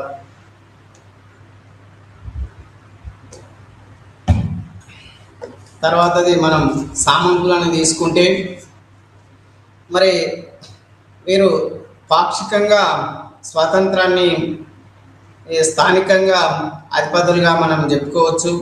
మరి ఆ సామంత రాజులను తీసుకుంటే బెస్ట్ ఎగ్జాంపుల్ ఇప్పుడే చెప్పాము, సముద్రగుప్తుని కాలంలో మరి ఉత్తర భారతదేశంలో ఉండేటువంటి వారిని జయించాడు. దక్షిణ భారతదేశంలో ఉండేటువంటి 12 మంది రాజులను జయించి సామంతులుగా చేసుకోవడం జరిగింది. ఇక్కడ సామంతులను జయించడమే కాకుండా ముఖ్యంగా సామంతులను జయించిన తర్వాత వారు ఇచ్చుకునేటువంటి కానుకలతో పాటు కన్యలను కూడా ఇచ్చేటువంటి ఆచారం ఉంది. అంటే సామంతులు తమ యొక్క కుమార్తెలను మరి రాజులకు ఇచ్చి మరి వివాహం చేసినట్టు ఉంది.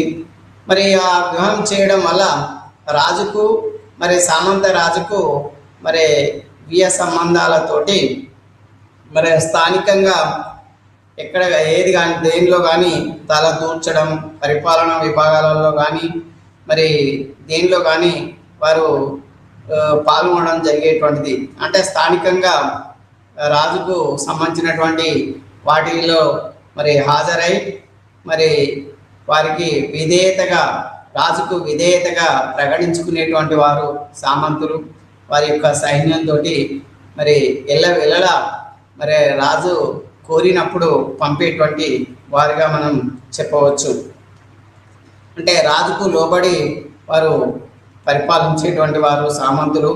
మరి దీన్ని బట్టి చూస్తే పరిపాలన వికేంద్రీకరణ ఉన్నదని చెప్పుకోవట్లేదు. ఎందుకంటే సముద్రగుప్తుడు వాయుయాన ఉండేటువంటి రాజ్యాలను, మరి ఈశాన్యం ఉండేటువంటి రాజ్యాలను, ఉత్తర భారతదేశ రాజ్యాలను, దక్షిణ భారతదేశంలో ఉండేటువంటి 12 రాజ్యాలను మరి జయించి వారందరినీ సామంతులుగా చేసుకోవడం జరిగింది. అంటే వికేంద్రీకరణ పరిపాలనా పద్ధతి ద్వారా మరి పరిపాలించడం జరిగింది.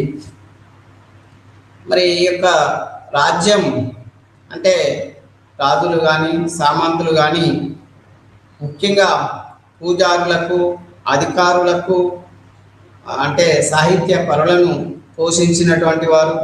మరి ఆ పోషణకు గాను అంటే పూజారులకు కానీ ఉన్నత అధికారులకు కానీ వారు పోషించబడేటువంటి వారికి కానీ ముఖ్యంగా మరి భూమిని మంజూరు చేసి ఆ దాన పత్రాలను కూడా మంజూరు చేయడం జరిగేటువంటిది.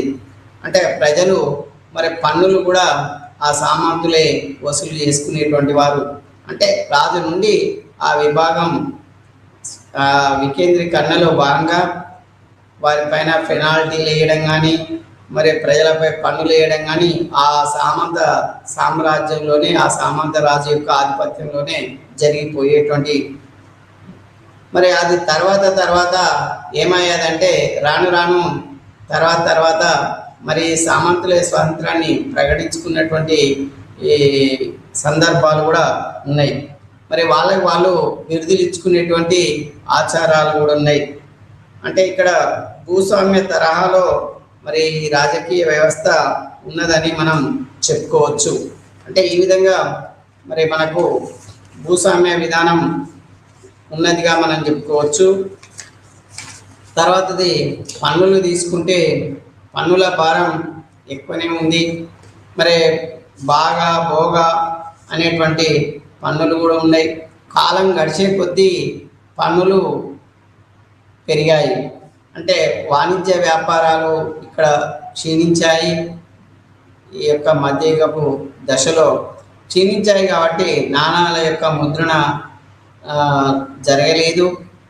దాంతో ఈ యొక్క నాణాల ముద్రణ జరగలేదు కాబట్టి నాణాల వంతుకు వారు భూమిని మరి ఎక్స్చేంజిగా ఇవ్వడం జరిగింది. అంటే ఈ యొక్క నగదు స్థానంలోకి మరి భూమిని ఇవ్వడం జరిగింది. అంటే ఈ విధంగా మరి యొక్క పన్నుల యొక్క వ్యవస్థ కూడా ఉండేటువంటిది. మరి ఈ యొక్క పన్నులు కూడా అధికంగానే ఉన్నాయి. ఎందుకంటే ప్రతి దానికి పన్నులు వేసేటువంటి వారు ముఖ్యమైనటువంటి పన్ను మరి వ్యవసాయం మీద వచ్చేటువంటి భూమి పన్నే, వ్యవసాయ పంటల మీద వచ్చేటువంటి పన్నే 1/6 మనం ముఖ్యంగా చెప్పుకోవచ్చు. అక్కడక్కడ ఎక్కువ తక్కువలు కూడా ఉన్నాయి.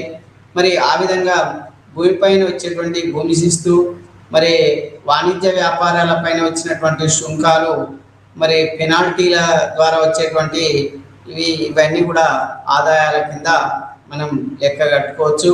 ఈ ఆదాయాన్ని మరియు వారు ఖర్చు కింద ఎక్కువగా రాజ్య వ్యవహారాలకు సంబంధించినటువంటి మరి అతి ముఖ్యంగా ఖర్చు చేసినటువంటిది సైన్యానికి, అటు తర్వాత సంక్షేమ కార్యక్రమాలకు, అభివృద్ధి కార్యక్రమాలకు మరి ఆ యొక్క రెవెన్యూ రాబడిని ఉపయోగించి ఖర్చు చేసేటువంటి వారు. మరి దీనిలో కనుక తీసుకున్నట్టయితే మనకు తర్వాతది న్యాయ వ్యవస్థ. మరి న్యాయ వ్యవస్థలో రాజే ఉన్నతమైనటువంటి సర్వోన్నత న్యాయాధికారిగా చెప్పుకోవచ్చు. అయినప్పటికీ కింది కోర్టులు ఉన్నాయి, రాజు తర్వాత కోర్టులు కూడా ఉన్నాయి. మరి ఆ యొక్క కోర్టులలో సివిల్ క్రిమినల్ కేసులను కూడా మరి వాదనలు జరిగేటువంటిది. సాక్ష్యం అతి ముఖ్యమైనటువంటిది కేసులకు.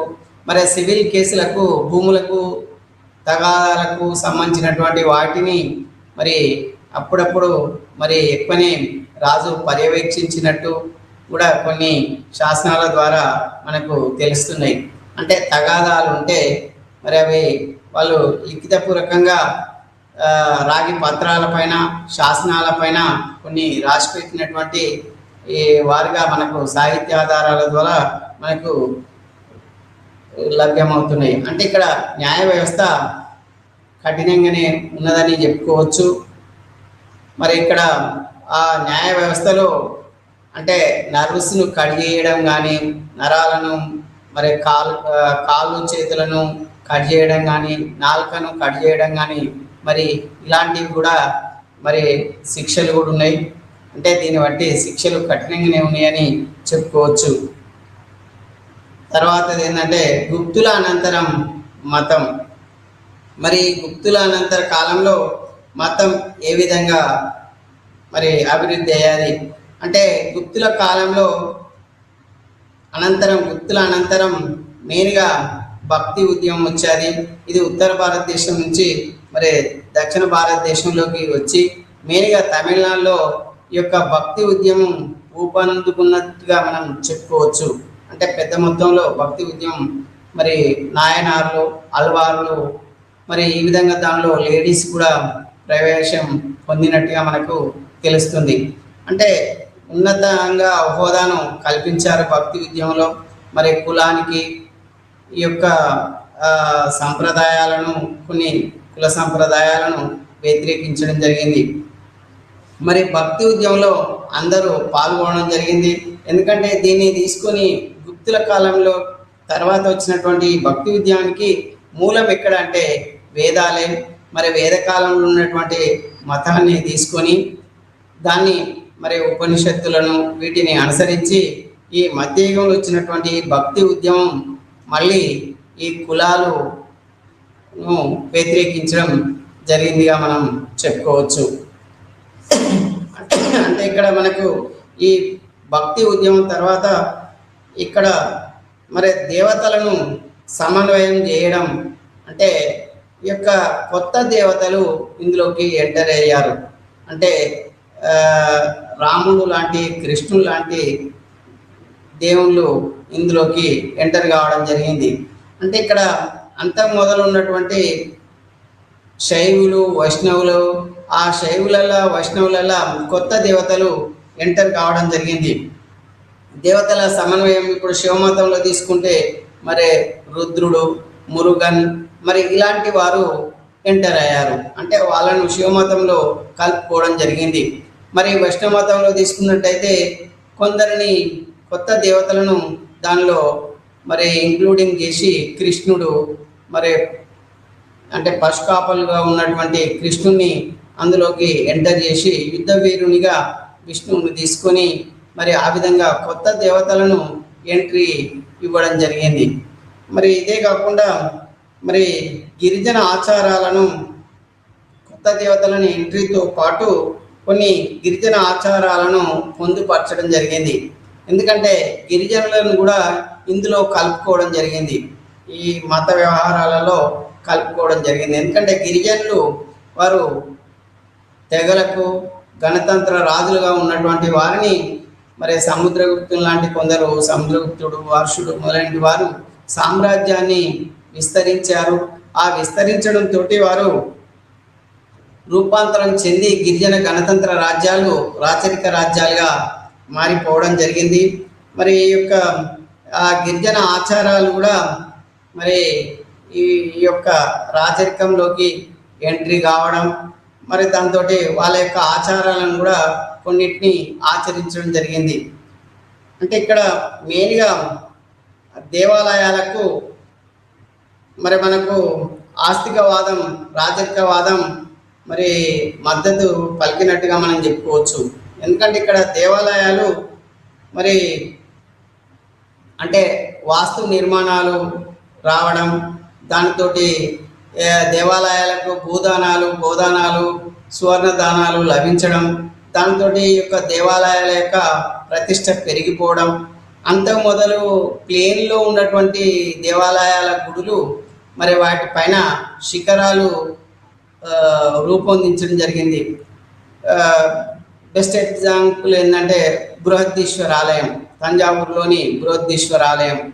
మరి ఈ విధంగా మరి దేవాలయాలు ప్రవేశపెట్టడమే కాకుండా దేవాలయాల్లో ఈ యొక్క ఆస్తికవాదాన్ని కూడా ప్రవేశపెట్టారు. ఆస్తికవాదానికి మరి రాజులు కూడా మద్దతు పలికారు.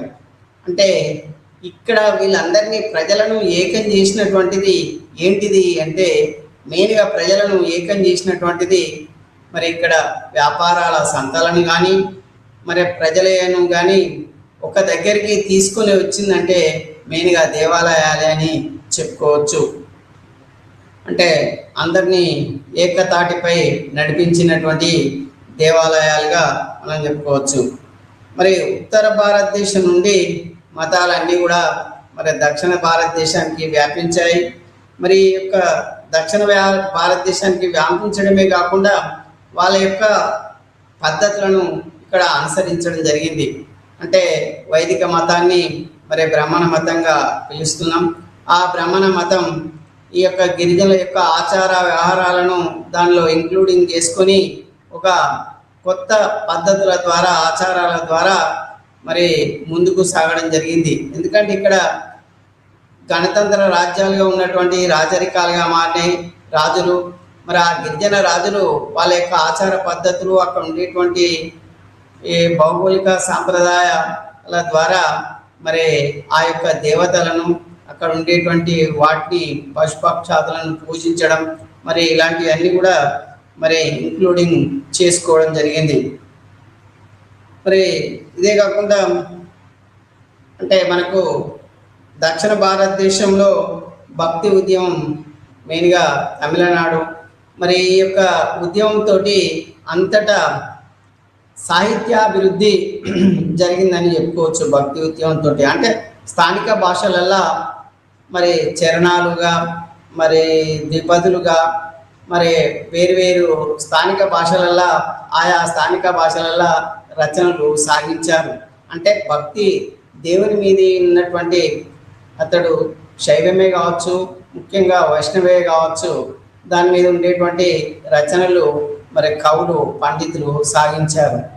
అంటే దానితోటి మరి ఆనాడు ఎంటర్టైన్మెంట్కు టీవీలు ఇట్లా లేవు.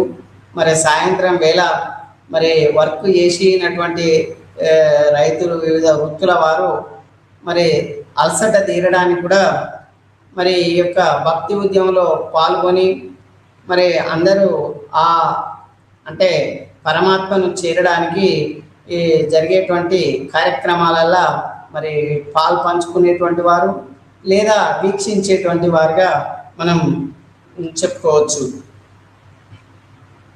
మరి ఇవే కాకుండా అక్కడక్కడ మరి నిరసనలు కూడా వీటికి వ్యతిరేకంగా కూడా జరిగాయి. మరి ఆ నిరసనలకు వ్యతిరేకంగా సంస్కరణల పరివర్తనతో తోటి దాన్ని మార్చుకొని మరి దానిలో ఇంక్లూడింగ్ అయ్యే విధంగా ముందుకు సాగారు. అంటే దాని లోపల ఉండేటువంటి ప్రవర్తనను మొత్తం మార్చుకొని మరి ముందుకు సాగడం జరిగింది. తర్వాతది మనం తాంత్రిక యొక్క ఆవిర్భావం. ఇక్కడ తాంత్రిక మతంలో ఇక్కడ తాంత్రికం ఎంటర్ అయింది. తాంత్రికం అంటే ఏంటంటే మరి శూద్రుల యొక్క దేవతలను ఈ యొక్క బ్రాహ్మణ మతంలోకి ఎంటర్ కావడం అని చెప్పుకోవచ్చు. ఎందుకంటే ఇక్కడ మనం బ్రాహ్మణ మతంలో శక్తిగా, బౌద్ధ మతంలో తారలుగా, మరి జైన మతంలో యక్షిణులుగా మరి కొత్త దేవతలు ఎంటర్ అయ్యారు. ఈ యొక్క దేవుళ్ళతో పాటు దేవతలు అంటే ఇక్కడ దేవతలు ఎంటర్ కావడంతో మరి స్త్రీలకు ప్రిఫరెన్స్ ఇవ్వడం జరిగింది మతాలలో. ఎప్పుడైతే స్త్రీలకు ప్రిఫరెన్స్ ఇచ్చారో ఈ తాంత్రికవాదంలో మరి దేవతలను కాకుండా మరి కొన్ని ఆ యొక్క వస్తువులను మరి పూజించడం జరిగింది.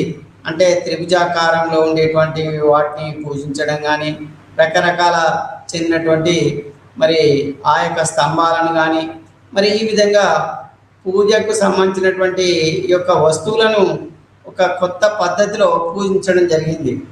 అంటే ముగ్గులు వేయడం, మరి వాటిని పూజించడం, ఆ పరికరాలను పూజించడం, మరి ఇలాంటి తాంత్రిక వ్యవస్థలోకి వచ్చేది. ఈ తాంత్రిక వ్యవస్థ మరి అన్ని మతాలలోకి మరి చొప్పించుకోవడం జరిగింది. ఎందుకంటే మరి ఆనాడు జరుగుతున్నటువంటి కాలం అది. మరి ఆచార వ్యవహారాలు ఆ విధంగా మారిపోతున్నటువంటి కాలం. మరి విజ్ఞానంగా అభివృద్ధి చెందుతున్నటువంటి ఇదిగా మనం చెప్పుకోవచ్చు. కాబట్టి కొంత మార్పు జరిగాది. అంటే ఇప్పటికి కూడా మనం ఈ యొక్క తాంత్రికవాదం ఏంటంటే వజ్రాయన బౌద్ధ మతంలో తీసుకున్నట్టయితే వజ్రాయన మతం ఎంటర్ అయింది. మరి వజ్రాయన మతం ఎంటర్ అంటే ఇక్కడ ఏ మతంలో కానీ తాంత్రిక మతం వేరు వేరు పేర్లతోటి ఎంటర్ అయింది అన్నట్టు. ఇక్కడ అంటే బౌద్ధ మతంలో తీసుకున్నట్టయితే వజ్రాయన మతంగా మరి ఈ విధంగా మరి ఇవి ఎంటర్ కావడం వల్ల మెయిన్గా జల్సాలుగా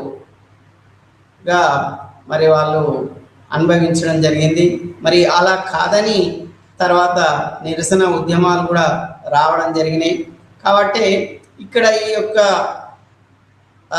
ఉద్యమాలల్లో తాంత్రిక వాదాలల్లో ముఖ్యంగా మరి అలా కాదు, ఆత్మను పరమాత్మను చేయడానికి అలా సుఖాలను అనుభవించడం కాదు, మరి సాత్వికంగా ఉండాలనేటువంటి వాదనలు కూడా బయలుదేరాయి. అంటే ఇక్కడ మనకు ఈ నిరసన ఉద్యమాల ద్వారా వాటిలో కూడా కొన్ని సంస్కరణలు కూడా పరివర్తనలు కూడా మార్పు చెందాయి. ఈ తాంత్రిక వాదాలతోటి ఏంటంటే ఇక్కడ తాంత్రిక వాదం అంటే ఏంటంటే ఎన్నో మాటలు చెప్పేటువంటి దాన్ని ఒక్క మాటలో చెప్పడం. అంటే ఇక్కడ ధ్వనికి ప్రిఫరెన్స్ ఇవ్వడం, ఆ ధ్వనిని బట్టి కూడా ఇక్కడ మార్పు వచ్చేది తాంత్రిక వాదంలో. అంటే ఎంతో చెప్పవలసినటువంటి దాన్ని కొద్ది మాటలలో చెప్పడం. మరి ఆ విధంగా ఈ యొక్క తాంత్రిక వాదం అన్ని అన్య మతాలలోకి ఎంటర్ కావడం జరిగింది. ఎప్పుడైతే అన్ని మతాలలోకి ఈ అన్య మతాలలోకి తాంత్రిక వాదం ఎంటర్ అయిందో మరి ఇక్కడ మత వ్యవస్థ కూడా పతనం కావడానికి కూడా కారణమైంది. అంటే గుప్తానంతరం మరి ఈ కాలంలో మరి ఈ విధంగా తాంత్రిక వాదం రావడం వల్ల కొంత పతనమైందిగా మనం చెప్పుకోవచ్చు. మరి తర్వాత ఏంటంటే సంస్కృతి, మరి భారతీయ సంస్కృతి మన యొక్క ఆచార వ్యవహారాలు మరి ఇవన్నీ కూడా మరి ఏ విధంగా ఉన్నాయి, మరి యొక్క మధ్యకపు మొదటి దశలో చివరి దశలో ఎలా ఉన్నాయి అనేటువంటిది. అంటే ఇక్కడ మనకు మన యొక్క ఆచారాలు వ్యవహారాలు ఈ గిరిజన సాంప్రదాయాలను ఈ యొక్క బ్రాహ్మణ సాంప్రదాయాలను కలగాపకంగా కలిసిపోతున్నటువంటి కాలం అది. ఎందుకంటే భారతదేశంలో భిన్నత్వంలో ఏకత్వం, మరి మనది ఆ విధంగా ఇంక్లూడింగ్ అవుతున్నటువంటి కాలం అదిగా చెప్పుకోవచ్చు. ఎందుకంటే ఈ గిరిజన తెగలు, మరి ఈ యొక్క గిరిజన కులాలు, గిరిజన వేరువేరి అన్నీ కూడా రాజరికంలోకి ఎంటర్ కావడం జరిగినాయి. మరి ఎప్పుడైతే ఎంటర్ కావడం జరిగినాయో వాళ్ళ యొక్క దేవతా గుర్తులు కానీ, దేవతా విధానాలు కానీ, మరి వాళ్ళ యొక్క దేవాలయ సాంప్రదాయాలు కానీ కొన్ని మార్పులు జరిగాయి. మరి ఆ విధంగా వాళ్ళ సంస్కృతిలో అనేకమైనటువంటి మార్పులు జరిగాయిగా మనం చెప్పుకోవచ్చు. ఎందుకంటే వాళ్ళ యొక్క ఆర్థిక పరిస్థితిని బట్టి కొంత మార్పులు, మరి ఇక్కడ మత పరిస్థితులను బట్టి మార్పులు ముఖ్యంగా. కాబట్టి ఇక్కడ మనకు ఈ యొక్క సంస్కృతిలో పెద్ద మార్పులే జరిగాయని చెప్పుకోవచ్చు. ఎందుకంటే దేశ విదేశీయులు ఉన్నారు, భారతదేశంలో ఎంటర్ అయ్యారు. మరి వాళ్ళు కూడా భారతీయ సమాజంలో కలిసిపోవడం జరిగింది. మరి వాళ్ళ యొక్క రాకతోటి మన యొక్క సాంప్రదాయాలలో కొన్ని మార్పులు జరిగాయి. కాబట్టి వారిని మన లోపల ఇంక్లూడింగ్ చేసుకోవడానికి, మన యొక్క సాంప్రదాయాలను అనుకరించడానికి మన వారితోటి, మన రాజులతోటి మరి విదేశీ రాజులు కూడా వివాహ సంబంధాలు పెట్టుకోవడం, మరి వాళ్ళ పిల్లలను వీళ్ళకి, వీళ్ళ పిల్లలను వాళ్ళకి ఇచ్చుకోవడం, మరి ఇలాంటివి కూడా జరిగాయి. దీంతో ఏమైందంటే మన యొక్క కల్చర్ కొంత మారిపోయింది. అంటే ఇక్కడ మనకి ఆచార వ్యవహారాలలో కొద్ది మార్పులు రావడం జరిగినాయి. ఇంకా మన యొక్క ఆచార వ్యవహారాలను కనుక తీసుకున్నట్టయితే మరి ఏ విధంగా మనకు ఆచార వ్యవహారాలు మార్పులు జరిగాయి అనేటువంటిది అంటే ఇక్కడ రాజులు సామ్రాజ్యాలు క్షీణించాయి, చిన్న చిన్న రాజ్యాలుగా వచ్చాయి, నాయక రాజ్యాలుగా వెలిశాయి. మరి ఇక్కడ నాయక అర్షుని తర్వాత చిన్న చిన్న రాజ్యాలు వచ్చాయి. మరి చిన్న రాజ్యాలతోటి కొంత కల్చర్ మారిపోయింది.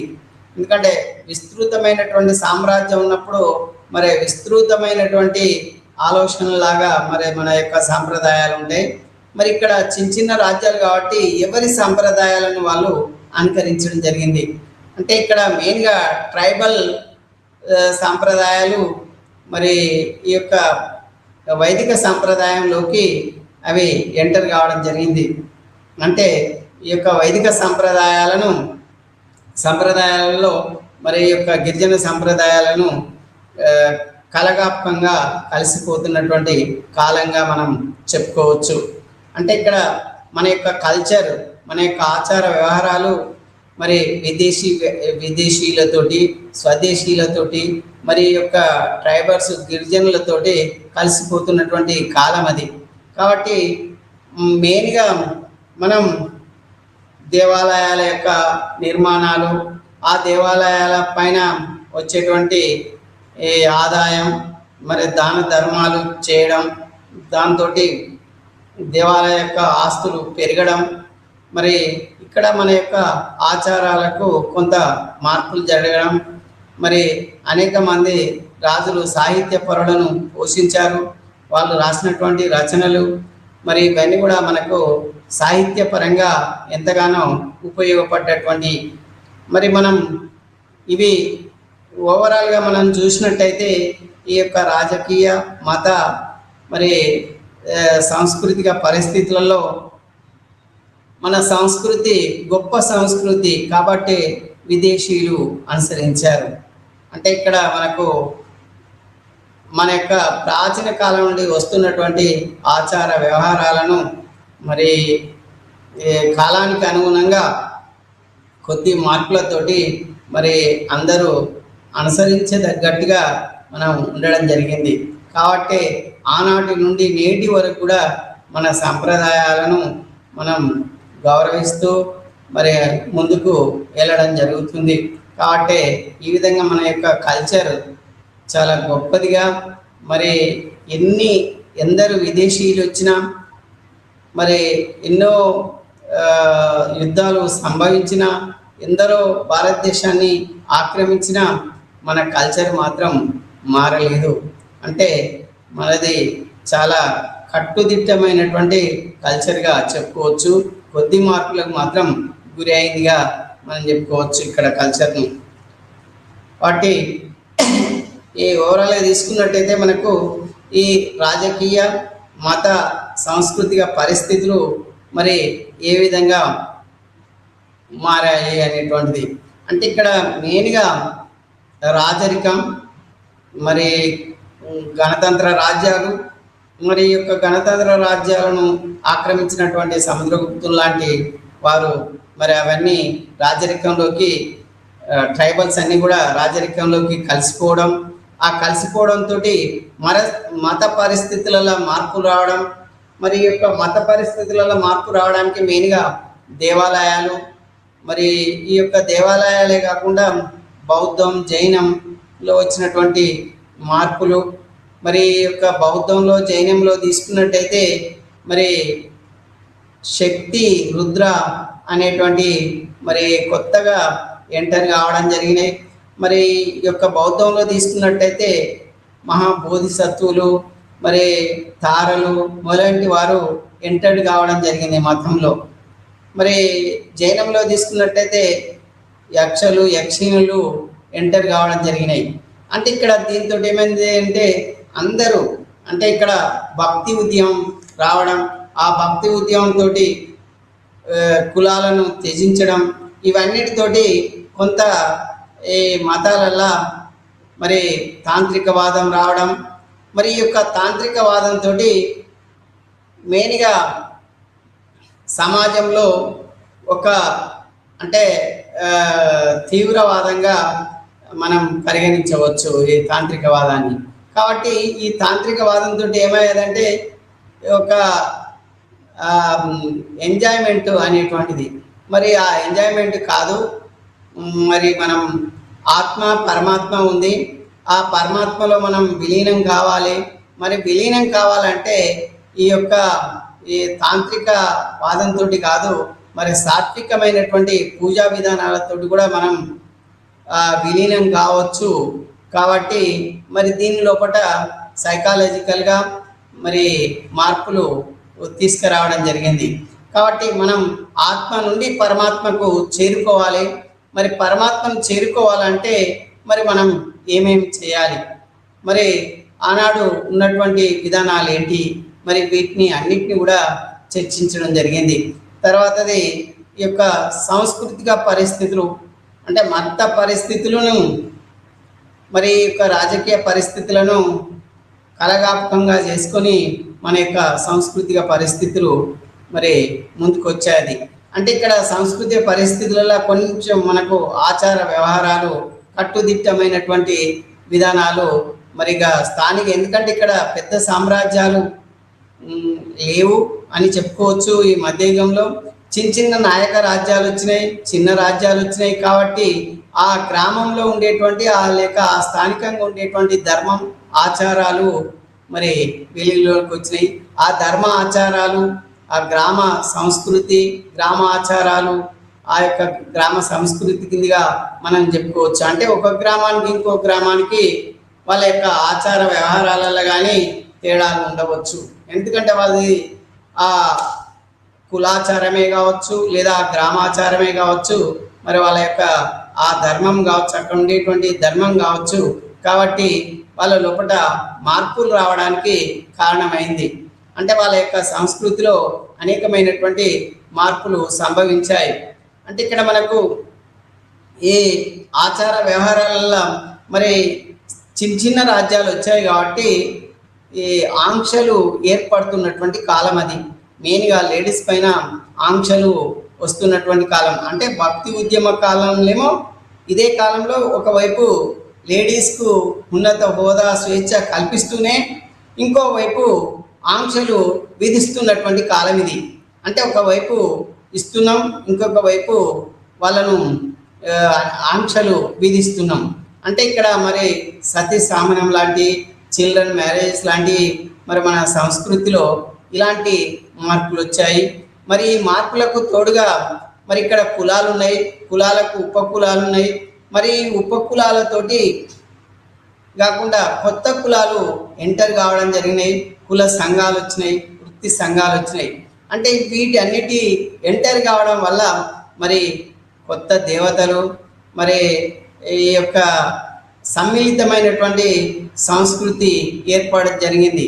అంటే ఇక్కడ మనకు ఒక కొత్త రకమైనటువంటి వాదనలు రావడం జరిగింది. ఈ తాంత్రిక వాదనతో ఏమయ్యాదంటే మరి ఆత్మను పరమాత్మను చేయడానికి సాత్వికంగా పూజించాలనేటువంటి విధానం రావడం, దానికి తోడు ఏమైందంటే సాత్వికం అనగానే సరిపోదు కదా అని మళ్ళీ దానిలో ట్రైబల్కు సంబంధించినటువంటి మరి గిరిజన సంప్రదాయాలు కూడా ఉన్నాయి కాబట్టి ఈ సాత్వికమైనటువంటి పూజా విధానంలోకి నెక్స్ట్ డేనే లేదా నెక్స్ట్ దాని తర్వాత మరి ఈ తాంత్రికవాదం లాంటి ఎంటర్ అయ్యి మరి ఈ యొక్క అంటే తినడం, దేవతకు సమర్పించుకోవడం ఇలాంటి మరి ఎంటర్ అయ్యాయి. అంటే ఇక్కడ ఒక జంతువు బలివ్వడం, ఆ బలిస్తే ప్రసన్నం అవుతుంది దేవత అనేటువంటి దానితోటి మరి కొంత ఆ దేవతలు తాగేటువంటి లిక్కర్ను పోయడం లేదా సమర్పించడం, మరి ఇలాంటివన్నీ కొంత తాంత్రికవాదంలోకి ఎంటర్ అయ్యాది. మరి దాన్ని ఏంటంటే ఇక్కడ సాత్వికంగా ఉన్నటువంటి దేవుడు మరి ఈ తాంత్రికవాదంతో మరి ఈ విధంగా మార్పులు చెందడంతో దానికి ఏమయ్యాదంటే కొంత ఇక్కడ మధ్యయుగంలో ఆంక్షలు విధిస్తున్నటువంటి కాలం అది. మరి ఇక్కడ ఒక విధానంలో స్వేచ్ఛ స్వాతంత్రాలు కావాలంటున్నాం, ఒక విధానంలో ఆత్మ పరమాత్మను చేరాలంటున్నాం. మరి యొక్క సంస్కృతి మరి గత కాలాలను నిలయమైనటువంటిది, మన సంస్కృతిని నిలుపుకోవాలని మరి తాపత్రయంతో మరి కొన్ని మార్పులు జరిగాయి. అంటే ఈ విధంగా కాలానుగుణంగా కొంత రాజరికంలో కానీ మతంలో కానీ యొక్క ముఖ్యంగా దేవాలయాల యొక్క నిర్మాణాలు పెద్ద మొత్తంలో జరిగాయని చెప్పుకోవచ్చు.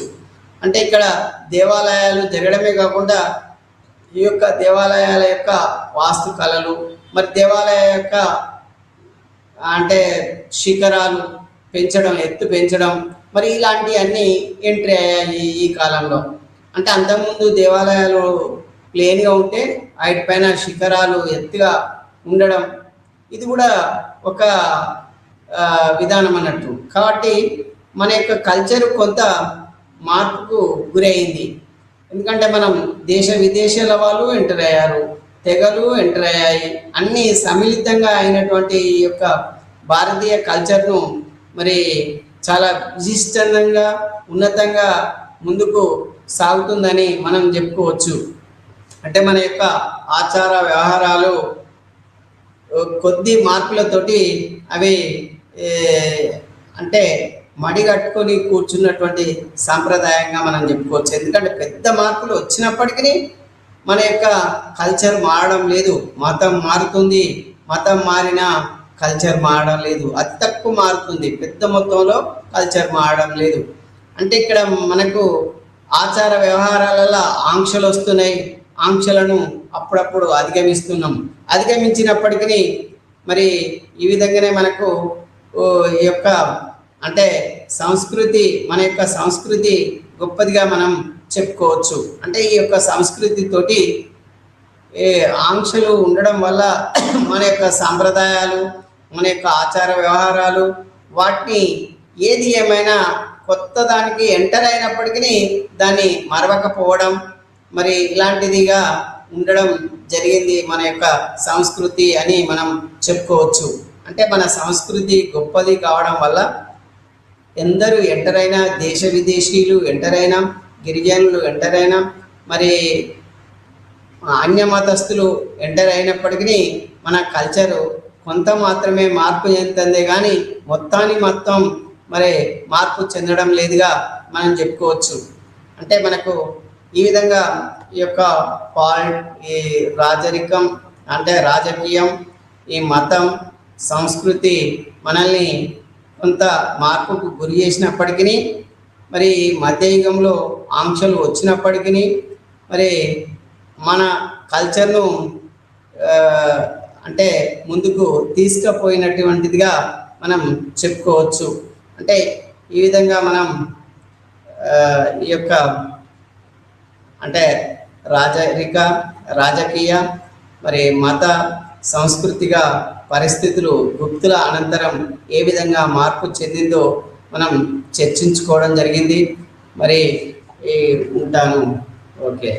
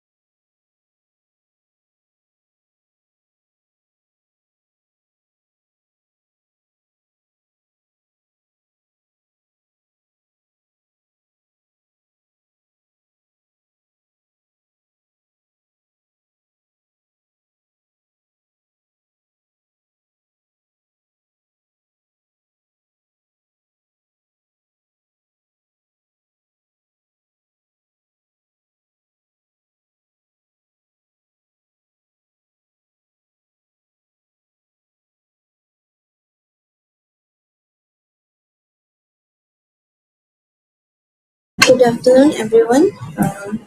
আজি ডিছকাশ্যনৰ ভাগটো হৈছে পাঠ্যক্ৰমৰ বুজা অৰ্থাৎ আণ্ডাৰষ্টেণ্ডিং কাৰিকুলাম। তাৰ লগত বিভিন্ন ধৰণৰ সমাজত কেনেকুৱা ধৰণৰ ব্যৱহাৰ বা শিক্ষাৰ্থীৰ লগত কেনেকুৱা ধৰণৰ সমাজৰ প্ৰয়োজনীয়তাসমূহ আমি বিভিন্ন ভিত্তিত বা তাৰ ফলস্বৰূপ কি হ'ব পাৰে সেইসমূহ আমি আলোচনা কৰিম। বিভিন্ন ধৰণৰ পাঠদানৰ বাছনি বিলাক আমি কেনেকে বিষয়বস্তুবোৰ আমি বিভিন্ন প্ৰস্তুতি কৰাত আমি কঠোৰভাৱে আমি তাৰ লগত উপস্থিত হৈ থাকে সেইখিনিসমূহ আলোচনা কৰাৰ লগতে মুক্তিসংগতভাৱে কেনেকুৱা ধৰণৰ বিভিন্ন ধৰণৰ ক্ষেত্ৰত আমি চিন্তা কৰিব পৰা যায় সেই বিষয়সমূহ আমি বৈধতাসমূহ আমি আলোচনা কৰিম।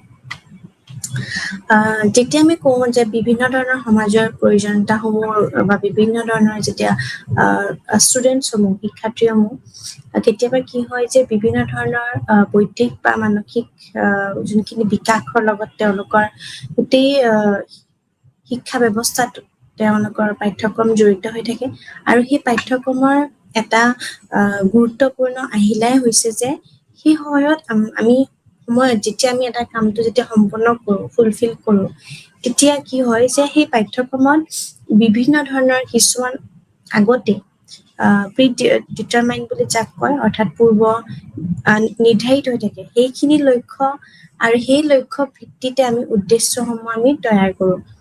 উদ্দেশ্যৰ লগতে কিছুমান এনেকুৱা ধৰণৰ বিষয়বস্তু সংগঠিত হৈ থাকে যাৰ ফলত আমাৰ শিক্ষণৰ বিভিন্ন ধৰণৰ অভিজ্ঞতাসমূহ থাকে আৰু তাৰ লগতে নিৰ্ধাৰিত লক্ষ্যৰ লগত আমাৰ কিছুমান এনেকুৱা ধৰণৰ উদ্দেশ্য থাকে যাৰ ওপৰত ভিত্তি কৰি শিক্ষাৰ্থীসকলৰ শিক্ষণৰ বাবে প্ৰস্তুত কৰা হয়। ঠিক আছে, তো সেই প্ৰস্তুতিৰ যদি শিশুসকলৰ শিক্ষণ আমি চাওঁ তেতিয়া আমি গম পাওঁ যে তাৰ লগত হ'বলগীয়া শিক্ষণৰ বাবে ব্যৱহাৰ কৰা বিভিন্ন ধৰণৰ বিষয়বস্তু বা বিভিন্ন ধৰণৰ মাপকাঠি এইখিনি আমি সদায় পূৰণ কৰিব লাগিব আৰু এই মাপকাঠিৰ জৰিয়তেও কেতিয়াবা কি হয় যে নিৰ্ধাৰিত কৰি পেলাই আমি লক্ষ্যসমূহ আলোচনা কৰোঁ আৰু তাৰ লগত সেই ভিত্তিত কিছুমান শিক্ষাৰ্থীসকলৰ আমি বিভিন্ন ধৰণৰ প্ৰস্তুতিত কৰাত আমি সহায় কৰোঁ। সেই প্ৰস্তুতি কৰাৰ লগতে কেতিয়াবা এনেকুৱা হয় যে কাৰ্যক্ৰমবিলাক এনেকুৱা ধৰণৰ হ'ব লাগে য'ত শিক্ষণৰ বিভিন্নভাৱে ব্যৱহাৰ কৰা বিষয়বস্তুত কিছুমান মাপকাঠি আমি পুনৰ কৰিব লাগিব আৰু সেই পুনৰ কৰাৰ লগতে শিক্ষাৰ্থীসকলৰ কেতিয়াবা শিক্ষণৰ বাবে বিভিন্ন ধৰণৰ প্ৰস্তুতি হৈ থকা আমি কঠোৰভাৱে আমি নিৰ্ধাৰিত কৰিব পাৰোঁ আৰু সেই কৰা উচিত হয়। যেতিয়া শিশুৱে শৈশৱৰ অৱস্থাত কিছুমান কৈশোৰ উপনীত হৈ থাকে তেতিয়া আমাৰ অংশিকভাৱে 12 বছৰৰ আৰু তাৰ ওপৰত যিমান বয়সত উপনীত হৈ থাকে সেইখিনি তেতিয়া আমাৰ তেওঁলোকে যুক্তিসংগতভাৱে চিন্তা কৰিব পাৰে আৰু সেই চিন্তা কৰাৰ জৰিয়তে তেওঁলোকে সদায় বিমূৰ্তি বিষয়সমূহ তেওঁলোকে আলোচনা কৰিব লাগে আৰু এই আলোচনা কৰাৰ লগতে তেওঁলোকে এনেকুৱা ধৰণৰ কিছুমান অৱস্থাত তেওঁলোকে পৰিণত হয় যোনবোৰ তেওঁলোকৰ পাঠ্যক্ৰমৰ লেনদেন বা তেওঁলোকৰ বিভিন্ন ধৰণৰ ভাষা যোনসমূহ ব্যৱহাৰ কৰে সেইখিনি সদায় শিক্ষাৰ্থীৰ শিক্ষণৰ লগত আমাৰ জড়িত হৈ থাকে আৰু যেতিয়াই কওঁ যে শিক্ষণৰ যোনসমূহ ভাষা সেইখিনি আমি কেনেকুৱা ধৰণৰ ফেক্টৰ্ছ বা কেনেকুৱা ধৰণৰ মাপকাঠিৰ লগত জুখিব পাৰোঁ যেতিয়া শৈশৱৰ অৱস্থাত অৰ্থাৎ চাইল্ডহুডৰ টাইমত যেতিয়া এটা শিশু সৰুৰে পৰা যেতিয়া বিভিন্ন ধৰণৰ তেওঁ যেতিয়া এটা চাইল্ডহুড ষ্টেজটো যেতিয়া পায় সেই ষ্টেজটো শৈশৱৰ যেতিয়া ষ্টেজটো উপনীত হয় তেতিয়া দেখা যায় যে অধিকাংশভাৱে মানে প্ৰায়ভাগে কি হয় যে সেইখিনি সময়ত যিমান তেওঁলোকৰ বয়সৰ যিমানখিনি বিকাশ তাৰ লগত তেওঁৰ মানসিকভাৱে বা শাৰীৰিকভাৱে বা বিভিন্ন ধৰণৰ বৌদ্ধিকভাৱে চবফালে তেওঁলোকৰ বিকাশ হোৱাটো খুবেই বেছি দৰকাৰী আৰু তেওঁলোকৰ এই যোনখিনি কথাৰ যুক্তি সেইখিনি তেওঁলোকে সদায় লাহে লাহে তেওঁলোকৰ যুক্তিসংগতভাৱে চিন্তা কৰিব পৰা ক্ষমতাটো আমি বঢ়াব চেষ্টা কৰিব লাগে অৰ্থাৎ ৰাজনীতিক লজিকেল হ'বলৈ শিকাব লাগে তো তাৰ লগত এটা সদায় বিষয়বস্তু থাকে সেই বিষয়বস্তুত উপলব্ধি হ'বৰ কাৰণে তেওঁলোকক বুজিব পৰা আমি অৱস্থাত দেখিবলৈ পাওঁ। গতিকে কেতিয়াবা কি হয় যে গোটেইখিনি আমি শিকোৱা বিষয়বস্তু বা তাৰ লগত পাঠ্যক্ৰমৰ যিমানখিনি আমাৰ লেনদেন থাকে সেই লেনদেনৰ লগতে ব্যৱহাৰ কৰা ভাষা সেইটো কিন্তু বুজি পাব লাগিব যিহেতু ভাষাটো এনেকুৱা এটা মিডিয়াম হয় য'ত আমি ক্লাছৰুমত পঢ়াবলৈ আমি সেই ভাষাটোৰ জৰিয়তে আমি বিভিন্ন ধৰণৰ কনচেপ্টবোৰ আমি ল'ৰা ছোৱালীৰ মাজত দাঙি ধৰো তো এই গোটেই ভাষা দুয়োটা শিক্ষাৰ্থীৰ লগত আমাৰ সদায় এটা সংলেখন লাগে আৰু সেই শিক্ষণৰ যোনটো আমাৰ ক্ষমতা থাকে তাৰ ভিতৰতে সদায় থাকিব লাগে কেতিয়াবা কি হয় যে যোনখিনি আমাৰ লাৰ্নাৰ্ছ বিলাকৰ যোনখিনি এক্সপেক্টেশনছ থাকে ফ্ৰম এ টিচাৰ সেই এক্সপেক্টেশনছখিনি যাতে ফুলফিল হয় আৰু টিচাৰৰ যোনখিনি এক্সপেক্টেশনছ থাকে সেইখিনিও যাতে ফুলফিল হয় যাতে ল'ৰা ছোৱালীয়ে বুজি পায় আৰু সেই আণ্ডাৰষ্টেণ্ডিং লেভেলটো চাবলৈ আমাৰ বিভিন্ন ধৰণৰ যাতে আমাৰ কগনিটিভ ডেভেলপসমূহ হয় যেনেকে নয়িং হ'ব পাৰে বা বিভিন্ন ধৰণৰ সাইকোমটৰ যোনখিনি এক্টিভিটিছ থাকে সেই গোটেইখিনি আমাৰ এই বয়সৰ লগে লগে উপনীত হোৱা দেখা যায় এতিয়া কি হয় যে শিক্ষাৰ্থীসকলৰ বাবে সেই বিভিন্ন ধৰণৰ যোনবোৰ বিষয়বস্তুৱে তেওঁলোকে অলপ আকৰ্ষণীয় পাব লাগে তেতিয়া তেওঁলোকৰ কি হয় যে ব্যক্তিত্বত বা বিভিন্ন ধৰণৰ মনোভাৱ বা সেই আগ্ৰহৰ লগত খাপ খাব লাগে আৰু যদি খাপ খায় তেনেহ'লে প্ৰাসংগিক হ'ব লাগে সেই প্ৰাসংগিকৰ লগতে তেওঁলোকৰ কিছুমান কেতিয়াবা কি হয় যে ভৱিষ্যতলৈ তেওঁলোকৰ জীৱনৰ বাবে যি উপযোগী হ'ব লাগে যোনখিনি অৰ্থাৎ তেওঁলোকৰ পঢ়োৱা যোনখিনি বিষয়বস্তু সেইখিনি যদি প্ৰেক্টিকেল এটা ইমপ্লিকেশ্যন হ'ব লাগে তো সেই প্ৰেক্টিকেল ইমপ্লিকেশ্যনৰ লগত যদি তেওঁলোকৰ কেতিয়াবা এইটো হয় যে তেওঁলোকৰ উপলব্ধি কৰিব পাৰে সেই উপলব্ধি কৰাৰ তেন্তে তেওঁলোকে ইয়াক গুৰুত্বপূৰ্ণ ভাৱে তেওঁলোকে ল'ব পৰা যায় আৰু এই ভালকৈ শিকিবৰ কাৰণে বা শিকোৱা যোনটো বিষয় থাকে সেইখিনি বৈধতা সদায় থাকিব লাগে অৰ্থাৎ ভেলিডেশ্যন লাগে তো ভেলিডেশ্যনৰ লগতে ই প্ৰামাণিক আৰু বাস্তৱিক হ'ব লাগে অৰ্থাৎ বাস্তৱিক যোনবোৰ কনচেপ্ট প্ৰেক্টিকেল ইউজ হয় বা প্ৰেক্টিকেলিবিলিটি আছে তো সেইখিনিৰ ওপৰত গুৰুত্ব দিব লাগে আৰু প্ৰাসংগিকতাৰ ওপৰত কথা কৈছে তো এই প্ৰাসংগিকতাৰ খিনি আমাৰ সেই ভৱিষ্যত জীৱনটো তেওঁলোকৰ তৈয়াৰ কৰে তো ইয়াৰ তাৎপৰ্য কি হয় সেইখিনি ভাবি চাব লাগে অৰ্থাৎ আউটপুটটো যি শিকোৱা হয় যে সেইটোৱে কোনোবা নহয় কোনোবা প্ৰকাৰত তেওঁলোকৰ ব্যক্তিত্বত সদায় বিকাশত সহায় কৰে বা অৰিহণা জগাৰ চেষ্টা কৰে ইয়াৰ ফলত স্বাৱলম্বী হ'ব লাগে আৰু তেওঁলোকৰ যি শিকে সেইবোৰ তেওঁলোকক সদায় স্বাধীন হ'বলৈ সহায় কৰিব লাগে অৰ্থাৎ তেওঁলোকে যাতে ইণ্ডিপেণ্ডেণ্ট হয় তো ইয়াৰ সম্ভাৱনীয়তা থাকিব লাগে এইটো হয় আৰু তাৰ লগত সময় সম্পদ বা যিমানখিনি আমাৰ খৰচৰ ক্ষেত্ৰত যিমানখিনি সম্ভৱ হ'ব পাৰে সেইখিনি হ'ব লাগে আৰু বৰ্তমান আমাৰ যোনটো অৰ্থ থাকে সেইখিনি আমাৰ অৰ্থ ৰাজনৈতিক দিশটো অৰ্থাৎ আমাৰ যোনটো পলিটিকেল কাম আমাৰ যোনটো গোটেই ইকনমিকেলি আমাৰ যোনখিনি জলবায়ুৰ লগত খাপ খোৱা হ'ব লাগে সেইখিনিৰ লগত যাতে মেটচ হয় আৰু তাৰ লগত বিভিন্ন ধৰণৰ আমাৰ যেনেকে জাতিটোৰ লালন পালন কৰাৰ এটা ফিলচফিকেল ৱেট থাকে অৰ্থাৎ দাৰ্শনিক দিশ থকাটো উচিত তাৰ লগত সাংস্কৃতিক দিশে হওক বা নৈতিক মূল্যবোধে হওক এই গোটেইখিনি বীজ সিজিবলৈ আমাৰ সদায় সক্ষম হ'ব লাগে বুলি কয় তো এই সক্ষমতাত খুব বেছি গুৰুত্ব দিছে এনে হ'ব লাগে যাতে জনসাধাৰণৰ অৰ্থনৈতিক বিকাশ আৰু নিযোগ যোনখিনি থাকে সেইখিনি যাতে তেওঁলোকৰ সম্ভাৱনাৰ মুকলি কৰিবলৈ যাতে সক্ষম হয় তো ঠিক এই গোটেইখিনি আমাৰ সম্ভাৱনা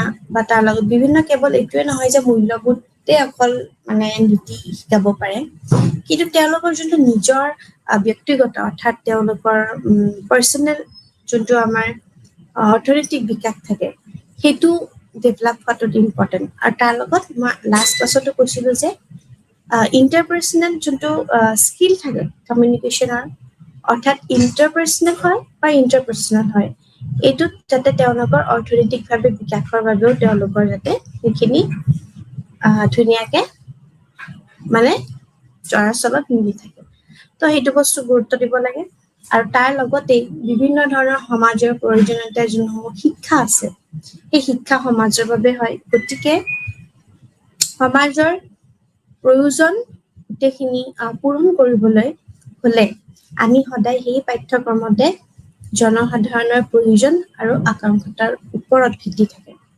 আৰু এই যেতিয়া আমাৰ সোসাইটিত যেতিয়া আমাৰ নিডছ থাকে যেনেকে বিভিন্ন ধৰণৰ বিষয়বস্তু যেনেকে আমি যদি কওঁ যে আমাৰ যোনবোৰ ওয়েষ্ট মেনেজমেন্ট থাকে তো ওয়েষ্ট মেনেজমেন্টৰ যেনেকে এইটো এটা আমি এটা কনসেপ্ট হয় য'ত আমাৰ সেইটো অকল কিতাপত পঢ়িলে নহব কিন্তু আমি প্ৰেক্টিকেল ইমপ্লিকেবিলিটি বুলি যাক কয় অৰ্থাৎ আমাৰ বাস্তৱতো সেইটো ইউজ হ'ব লাগিব ওয়েষ্ট মেনেজমেন্ট থাকে বা সলিড ওয়েষ্ট মেনেজমেন্টবোৰ যেতিয়া থাকে মানে আমি যেন এটা থিওৰিটিকেল কনসেপ্ট পঢ়ো যাতে সেইখিনিৰ কাৰণে বিভিন্ন ধৰণৰ মানুহৰ যাতে এটলিষ্ট যেতিয়া আমাৰ আৰ্টিফিচিয়েল ফ্লাড হওক বা যিমানখিনি তাৰ মাজত যাতে ওয়েষ্ট মেনেজমেন্টখিনি যাতে যদি প্ৰপাৰ হয় তেনেহ'লে হয়তো আমাৰ যি ধৰণৰ সমস্যাবোৰ আহে হয়তো সেইখিনি নোহোৱা হ'ব পাৰে তো আকাংক্ষিতভাৱে এইটো নিশ্চিতও নকৰে তো বিভিন্ন ধৰণৰ সমাজৰ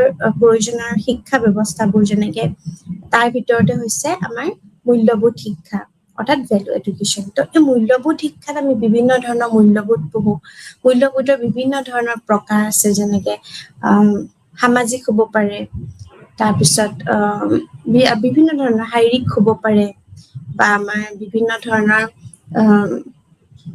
ইকনমিকেল অৰ্থাৎ অৰ্থনৈতিক মূল্যবোধ তো বা ৰাজনৈতিক মূল্যবোধ চবফালে আমাৰ বিকজ গোটেই সমাজখনৰ ব্যৱস্থাটো আমাৰ এটা দিশৰ পৰাই নহয় গোটেইখিনি এটা এটা মাপকাঠি জড়িত হৈ পেলাই এটা সমাজৰ প্ৰয়োজনীয়তাবিলাক আমি গম পাওঁ তো সেই ভিত্তিত হোৱাটো প্ৰয়োজন হয় তো এই সমাজ বিজ্ঞানে কি কৰে যেতিয়া আমি যেহেতু নামটোৱে সমাজ বিজ্ঞান বা সোচিয়োলজি বুলি কওঁ তাত আমাৰ যেনেকে সোচিঅ' ষ্টেণ্ডছ ফৰ সোসাইটি আৰু লজি বুলি ক'লে আমি লগোছ বুজাওঁ অৰ্থাৎ ষ্টাডি অফ সোসাইটি তো এই সমাজ বিজ্ঞানে কি কৰে সমাজৰ বিভিন্ন ধৰণৰ অৱশ্যতাবোৰ যোনবোৰ অৰ্থাৎ চান্সেছ থাকে যোনবিলাক আমাৰ প্ৰব্লেম হ'ব পাৰে বা বিভিন্ন ধৰণৰ চিনাক্তকৰণ কৰিবলৈ আমি এইবোৰ আইডেন্টিফিকেশ্যন কৰোঁ প্ৰব্লেমছবোৰ এই চিনাক্তকৰণৰ বাবে বহুত বেছি সহায় কৰে তো সেই সমাজ বিজ্ঞান হৈছে এনেকুৱা এটা বিষয়বস্তু য'ত সমাজৰ বিভিন্ন ধৰণৰ সমস্যাসমূহ আমি বিভিন্ন ধৰণৰ সমস্যাবোৰ সমাধান কৰাত আমি সহায় হয় তো এই জনসাধাৰণৰ যিমানখিনি আমাৰ শ্ৰেণীত বিভিন্ন ধৰণৰ আমি ৰেখা যোগ কৰিব পাৰোঁ তাৰ ভিতৰত আকাংক্ষিকভাৱে আমি most importantly আমি তিনিটা শ্ৰেণীৰ উদ্দেশ্যৰ দ্বাৰা আমি পালন কৰিব পাৰিম তিনিটা শ্ৰেণী থাকে প্ৰথমটো হৈছে বিষয়বস্তুৰ উদ্দেশ্য অৰ্থাৎ আমাৰ যোনটো কন্টেন্ট থাকে কি কন্টেন্ট সাবজেক্ট মেটাৰটো আমি ভিত্তি কৰি সেকেন্ডটো হৈছে জীৱনৰ দক্ষতাৰ লক্ষ্য অৰ্থাৎ আমাৰ স্কিল হ'ব লাগিব সেই স্কিল হ'বৰ কাৰণে যোনখিনি আমাক লক্ষ্যত আমি উপনীত হ'ব লাগিব তাৰ বাবে কয় তাৰ লগত পদ্ধতিগত দক্ষতাৰ লক্ষ্য অৰ্থাৎ পদ্ধতিগত দক্ষতা মানে কি পদ্ধতি কি মেথড দি আমি সেই স্কিলটো আমি একুৱায়াৰ কৰিম তো সেইটো এটা লক্ষ্য হয় তো সমাজ বিজ্ঞানে এই তিনিটা দিশ আলোচনা কৰে যোনটো পাঠ্যক্ৰমত গুৰুত্বপূৰ্ণ উপাদান থাকে এইখিনি ইয়াৰ ওপৰত সমূহকৈ আমি এটা আলোচনা কৰিব পাৰোঁ যেনেকে প্ৰথমটোৱে হৈছে বিষয়বস্তুৰ উদ্দেশ্য তো বিষয়বস্তুৰ উদ্দেশ্য বুলি ক'লে শিক্ষা বা ব্যৱহাৰিক হ'বলৈ হ'লে আমি জনসাধাৰণৰ বিভিন্ন ধৰণৰ প্ৰয়োজনীয়তাসমূহবিলাক আমি ভিত্তি কৰি চাব লাগিব আৰু তাৰ লগত ই সমাজৰ বিভিন্ন ধৰণৰ প্ৰয়োজনীয়তাবিলাক আমি বিশেষসকলৰ বাবে নিৰ্বাচন কৰে আৰু সেই অনুসৰি সদায় শিক্ষণৰ অভিজ্ঞতাৰ বিষয়ে সিদ্ধান্ত লয় যিয়ে শিক্ষাৰ্থীসকলক প্ৰয়োজনীয়তাবিলাক জ্ঞান দক্ষতা আৰু মনোভাৱে সজ্জিত কৰে এতিয়া বিষয় বস্তুৰ উদ্দেশ্যসমূহৰ লক্ষ্য হৈছে শিক্ষাৰ্থীসকলৰ বিভিন্ন মৌলিক ক্ষেত্ৰৰ যেনে ভাষা গণনা আদি জ্ঞান আৰু দক্ষতা আহৰণ কৰাত সহায় কৰে তো সেই সহায় সিদ্ধান্ত লৈ পেলাই আমি বিভিন্ন ধৰণৰ মনোভাৱৰ সজ্জিত কৰিব পাৰোঁ আৰু সেই বিষয়বস্তুৰ উদ্দেশ্যসমূহৰ আমি লক্ষ্য বেছি শিক্ষাৰ্থীসকলৰ বিভিন্ন মৌলিক ক্ষেত্ৰত যেনে ভাষা গণনা আদি জ্ঞান আৰু দক্ষতা আহৰণ কৰিব পাৰোঁ শিক্ষাৰ্থীসকলৰ এটা গুৰুত্বপূৰ্ণ প্ৰয়োজনীয়তা হৈছে যে যোগাযোগৰ আমাৰ যিমানখিনি উপায় আছে সেইখিনি আমি তেওঁলোকক ভাষা শিকোৱা হয়, তেওঁলোকক গণনাৰ দক্ষতাও আহৰণ কৰিব লাগিব, সেয়েহে তেওঁলোকক গণিত শিকোৱা হয় আৰু বিভিন্ন বিজ্ঞানৰ বিষয়েও অলপ জানিব লাগিব। গতিকে তেওঁলোকক ৰসায়ন বিজ্ঞান, পদাৰ্থ বিজ্ঞান আৰু জীৱ বিজ্ঞান শিকোৱা হয় বুলি কোৱা যায়।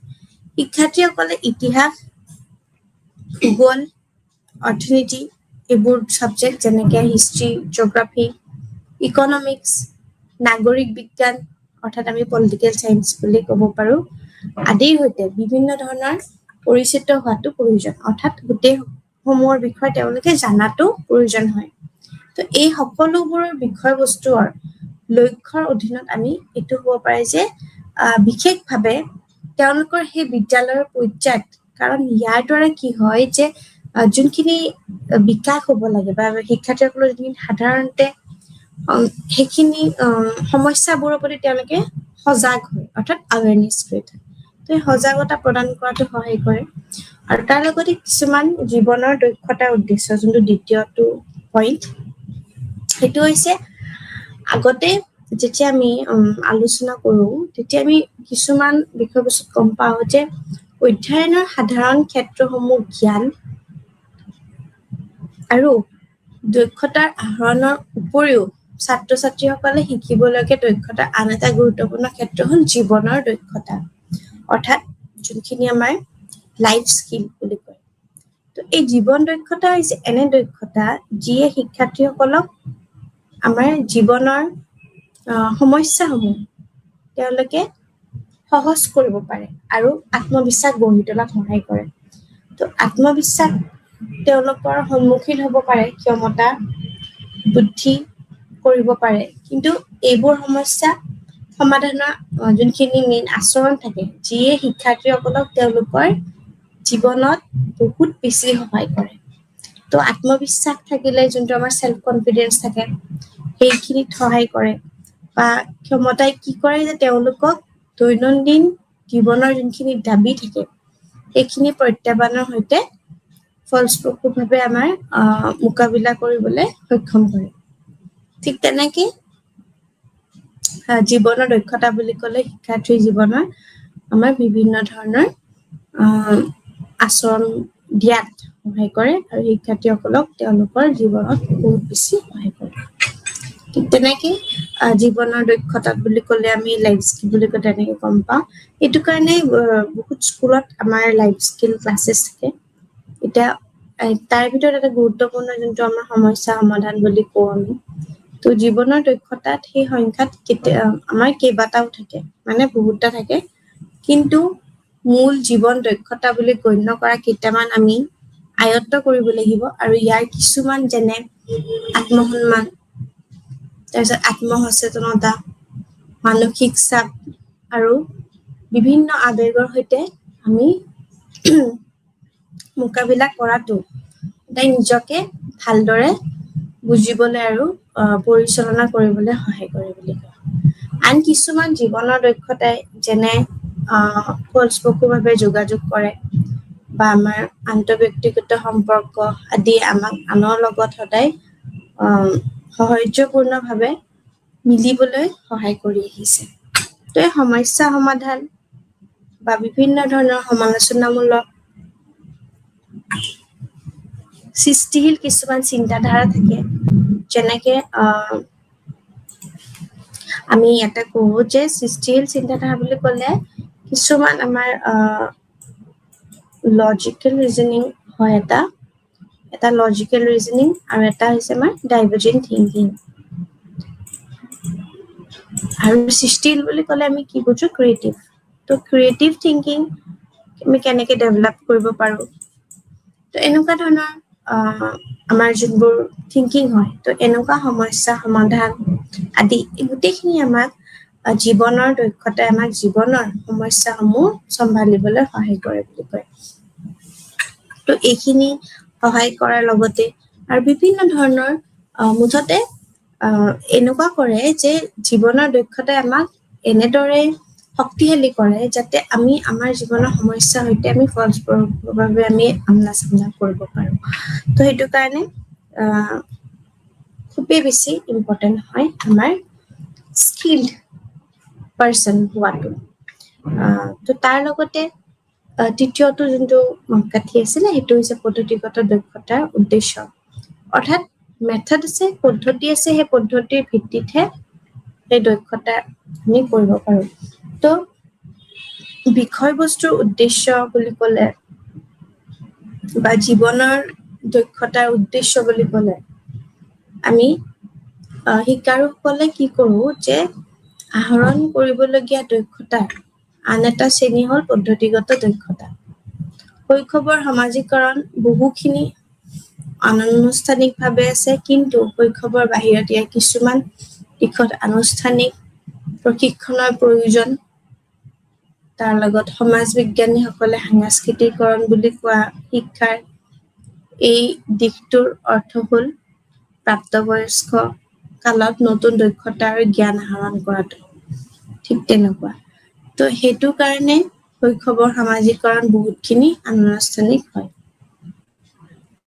সেইকাৰণে সমাজৰ বিভিন্ন ধৰণৰ অবিৰত আমাৰ যোনবোৰ অস্তিত্ব থাকে সেইখিনি সদায় নিৰ্ভৰ কৰে যে বিভিন্ন পেছাদাৰী অৰ্থাৎ বিভিন্ন আমাৰ প্ৰফেশ্যন তাৰ লগত বিশেষকৈ ব্যক্তিৰ যিমানবিলাক আমাৰ উপলব্ধতা থাকে তাৰ ওপৰত ভিত্তি কৰি থাকে আৰু বিভিন্ন সামাজিক অনুষ্ঠানত কিছুমান পৰিচালনা কৰিবলগীয়া আমাৰ সমাজখনক যেনেকে বিভিন্ন ব্যক্তিয়ে পৰিচালনা কৰি ৰাখে যেনেকে আমাৰ টিচাৰ হ'ব পাৰে তাৰপিছত ক্লিনাৰ হ'ব পাৰে বিভিন্ন ধৰণৰ আমাৰ অফিচিয়েলছ হ'ব পাৰে চিকিৎসক হ'ব পাৰে অভিযন্তা হ'ব পাৰে বা আমাৰ ৰোড চাইড লেবাৰ হ'ব পাৰে তাৰ লগত বিভিন্ন ধৰণৰ আৰক্ষী হ'ব পাৰে চিকিউৰিটি মানুহ হ'ব পাৰে তো এনিথিং তো প্ৰত্যেকৰে নিজৰ নিজৰ কিছুমান সেই গুণত স্কিলত তেওঁলোক সেই কামটোত উপনীত হয় তো সামাজিক অনুষ্ঠান পৰিচালনা কৰিবলৈ অকল এনেকুৱা নহয় কি যে এজন হ'লেই হ'ব গোটেই তেতিয়া আমাৰ ছ'চিয়েল চিষ্টেমটো যাক কয় অৰ্থাৎ সামাজিক যোনটো আমাৰ ব্যৱস্থা সেই ব্যৱস্থাটো গোটেই খেলি মেলি হৈ যায় তো প্ৰত্যেকৰে নিজৰ নিজৰ গুৰুত্ব আছে প্ৰত্যেকটো কাম মানে প্ৰত্যেকটো ফেক্টৰ প্ৰত্যেকজন ব্যক্তি প্ৰত্যেকজন ইণ্টাৰ ৰিলেটেড হৈ আছে প্ৰত্যেকটো ফেক্টৰ যেনেকে এখন প্ৰপাৰ স্কুল চলিবলৈ আমাৰ অকল তাতে টিচাৰ্ছ থাকিলে নহ'ব যেনেকে প্ৰত্যেকজন টিচাৰ্ছ আৰু ষ্টুডেণ্টছ হ'লে নহ'ব কিন্তু তাৰ লগত চাফা কৰা ক্লিনলিনেছ ষ্টাফ অফিচিয়েল যোনখিনি ষ্টাফ থাকে তো গোটেইখিনি প্ৰপাৰ যেতিয়া ফাংচনিং হ'ব তেতিয়াহে অৰ্গেনাইজেশ্যনখন আল্টিমেটলি এটা ভাল পথত বা সামাজিকভাৱে তেওঁ এজন স্থাপনা হোৱা দেখা যায় ঠিক তেনেকে বিভিন্ন ধৰণৰ পেছাদাৰী বা বিভিন্ন ধৰণৰ বিশেষজ্ঞসকলৰ কেতিয়াবা কি হয় যে সমাজে তেওঁলোকৰ পৰা বহুত আশা কৰে তো এই আশা কৰাৰ যোনসমূহ ধৰণে তেওঁ যদি কৰ্তব্য পালন কৰিবলৈ পাই তেতিয়া আমি সেই অকাংক্ষিতভাৱে জ্ঞান আৰু দক্ষতাৰ প্ৰয়োজন হয় আৰু যদি সেইখিনি সময়ত যেনেকে আমাৰ যদি কেতিয়াবা কি হয় যে আমি যেতিয়া ষ্টিচিং কৰোঁ ষ্টিচিং সেইজন অভিয়াছলি ইটছ এ স্কিল তো সেইটো যেনেকে দৰ্জী চিলাই কৰে তো সেইটো তাত তেওঁৰ স্কিল হয় তো সেই স্কিলটো দি আমি বিভিন্ন ধৰণৰ আমাৰ আমি কাপোৰ বা বিভিন্ন ধৰণৰ আমাৰ ড্ৰেছেছৰ ষ্টাইল থাকে কিন্তু আল্টিমেটলি পিচ অফ ক্লথ এটা স্কিল মানুহ এজনে অভিয়াছলি সেইখিনি তেওঁ নিজৰ সেই কৰ্তব্যটো পালন কৰে ঠিক তেনেকুৱাকে বিশেষজ্ঞসকলৰ বাবেও সেই সমাজে বিভিন্ন আশা কৰে যেনেকে বেমাৰ হ'লে মানুহ যায় ডক্টৰৰ ওচৰত অভিয়াছলি হিজ এ স্কিল পাৰ্চন তেওঁ ক'ব পাৰিব যে এই বস্তুটো এনেকুৱা হৈছে বাই ডায়েগনচিছ দ্য থিং তো এই ডায়েগনচিছ কৰাৰ সময়ত তেওঁ যোনজন এছিষ্টেণ্ট থাকে he is also' skill person তো এই গোটেইখিনি কৰিবলৈ সমাজখনে বিভিন্ন ফেক্টৰত আমাৰ চব পেছাৰে এটা গুৰুত্ব দেখা পোৱা যায় ঠিক তেনেকে তেওঁলোকৰ যিমানসমূহ যোগ্যতা থাকে অৰ্থাৎ আমি এলিজিবিলিটি বুলি কওঁ বা তেওঁ সেইটো কামটোৰ প্ৰতি আগ্ৰহ থাকিব লাগিব দেন অৰ্হতা থাকিব লাগিব অৰ্হতা হৈছে যে তেওঁ সেই স্থায়ী কৰ্মী নিৰ্বাচন কৰি পেলাই বা তেওঁৰ যিমানখিনি প্ৰয়োজনীয় প্ৰশিক্ষণ দিবলগীয়া যোগ্য হয়নে নহয় আৰু সেইটো কাৰণে আমাৰ প্ৰশিক্ষণটো খুবেই বেছি ইম্পৰ্টেণ্ট হয় যিকোনো জবত বা যিকোনো ফিল্ডত যেতিয়া আমি নতুনকে আমাৰ পোষ্টেড হয় বা আমি নতুনকে যেতিয়া আমি জইন কৰো তেনেহ'লে আমাৰ ট্ৰেইনিং দিয়া আমি দেখিবলৈ পাওঁ ঠিক তেনেকে টিচিঙতো তেনেকুৱাকে ট্ৰেইনিং হয় যেনেকে টিচিং জইন কৰাৰ আগতে আমাৰ ট্ৰেইনিং হৈছে কাইণ্ড অফ BEd DLEd যোনখিনি থাকে তো it's a training before joining the profession যাতে আমি নিজকে কম্পিটেণ্ট কৰিব পাৰোঁ আৰু যিমানখিনি নলেজ আছে আপ টু ডেট বিকজ এতিয়া যোনটো জেনেৰেশ্যনেল শ্বিফ্ট হৈছে বা বৰ্তমান হৈছে ICT ভিত্তিক যুগ অৰ্থাৎ যোগাযোগ আৰু আমাৰ যোনটো তথ্যৰ যোগাযোগৰ এটা আমাৰ বিশ্লেষণ মানে তেনেকুৱা ধৰণৰ আৰু যিহেতু এতিয়া বৰ্তমান যুগত যেনেকে আমি আৰ্টিফিচিয়েল ইণ্টেলিজেন্স ইউজ কৰি বিভিন্ন ক্ষেত্ৰত আমাৰ মাল্টিমিডিয়া প্লেটফৰ্মত আমি ব্যৱহাৰ কৰোঁ ঠিক তেনেকুৱা তেওঁ সেইটো ইউজ কৰিবৰ কাৰণেও even that person must be a skilled person ঠিক তেনেকে যদি নিজৰ তাতে ফিজিকেল প্ৰেজেন্স নোহোৱাকৈ যদি আমি বিভিন্ন ধৰণৰ আমি তাতে কাম কৰিব পাৰোঁ বা তেনেকুৱা ধৰণৰ আমাৰ যোনটো অৰ্হতা থাকে সেইখিনি কিন্তু আমি তাৰ লগত সেইখিনিও ইভেন এটা ট্ৰেইনিং তো সেই প্ৰশিক্ষণ পাৰ হৈ যাব লাগে টু বিকাম দেট পাৰ্চন তো ঠিক তেনেকুৱাকে প্ৰত্যেকটো ফিল্ডতে থাকে আৰু যোনবোৰ যদি আমি স্কুলত চাওঁ তেতিয়া যোনবোৰ অলৰেডি ইন চাৰ্ভিচ হৈ আছে অলৰেডি তেওঁলোকে কৰ্মক্ষেত্ৰত আছে তাৰ মাজতে তেওঁলোকক আমি আৰু যাতে নতুন টেকনলজি নতুন নলেজ বা নতুন কেনেকুৱা ধৰণৰ টিচিঙৰ মেথড আছে কি প্ৰচেছ হ'ব পাৰে বিকজ আগতে ট্ৰেডিশ্যনেল মেথড আছিলে যেতিয়া আমি আগতে আমাৰ ট্ৰেডিশ্যনেল মেথড আছিলে যদি খুব বেছি তেতিয়া এটাই আছিলে যে spare the rod and spoil the child অৰ্থাৎ তেতিয়া আমি ল'ৰা ছোৱালীক কয় কি যে এছাৰিৰ আঁৰত বিদ্যা বুলি কয় অৰ্থাৎ যেতিয়া ল'ৰা ছোৱালীক খুব বেছি মাৰপিট কৰে তেতিয়া সেই ল'ৰা বা ছোৱালীজনী পঢ়ে ঠিক আছে বাচ্ছাবোৰ তেনেকে পঢ়াইছিলে বাট এতিয়াৰ যুগটো খুব বেছি সলনি হৈ পেলাই এতিয়া হৈছে যে বাই থ্ৰু আণ্ডাৰষ্টেণ্ডিং দেম আমি বুজি পালেহে তেওঁৰ নিডটো বুজি পাই পেলাইহে আমি পঢ়াওঁ বা পাঠদান কৰোৱা ঠিক তেনেকে যিহেতু এতিয়া সেই যুগ নাই যে আমি চেকনিৰ আঁৰতে বিদ্যা বুলি এতিয়া আমি সেইবোৰ কৰিব নোৱাৰো কাৰণ কি এতিয়া এইটো অলৰেডি আমাৰ বিভিন্ন ধৰণৰ ক্লাছৰুমত বা বিভিন্ন ধৰণৰ আমি যেতিয়া স্কুলত যদি আমাৰ কিবা ডাউট থাকে সেইখিনি প্লেটফৰ্মটো দিয়ে যাতে দে কেন এক্সপ্ৰেছ তো সেইটো কাৰণে বিভিন্ন ধৰণৰ এইবোৰ ধৰণত জ্ঞান জনাকে যে কেনেকে নিজকে আপ টু ডেট ৰাখো বৰ্তমান কেনেকুৱা ধৰণৰ কনচেপ্ট আহিছে নতুন কেনেকুৱা পৰ্টেল বা কেনেকুৱা ধৰণৰ প্ৰগ্ৰেমছ আহিছে স্কিমছ আহিছে তো এইবোৰৰ লগত বিভিন্ন ধৰণৰ আমি ৱৰ্কশ্বপ কিছুমান কণ্ডাক্ট কৰোঁ তাৰ লগত যেনেকে যদি আমি অলৰেডি ইন চাৰ্ভিচ হয় তেতিয়া আমি বিভিন্ন ধৰণৰ যেনেকে দীক্ষা পৰ্টেল বা বিভিন্ন ধৰণৰ এনেকুৱা আমি পৰ্টেল দি আমি সেই টিচাৰ্ছখিনিক আমি কম্পিটেণ্ট কৰোঁ আৰু তাৰ লগত যেতিয়া আমি যদি কলেজত হয় তেতিয়া আমি বিভিন্ন ধৰণৰ FDPs থাকে ফেকাল্টি ডেভেলপমেণ্ট প্ৰগ্ৰেম থাকে বা বিভিন্ন ধৰণৰ ইণ্ডাকশ্যন থাকে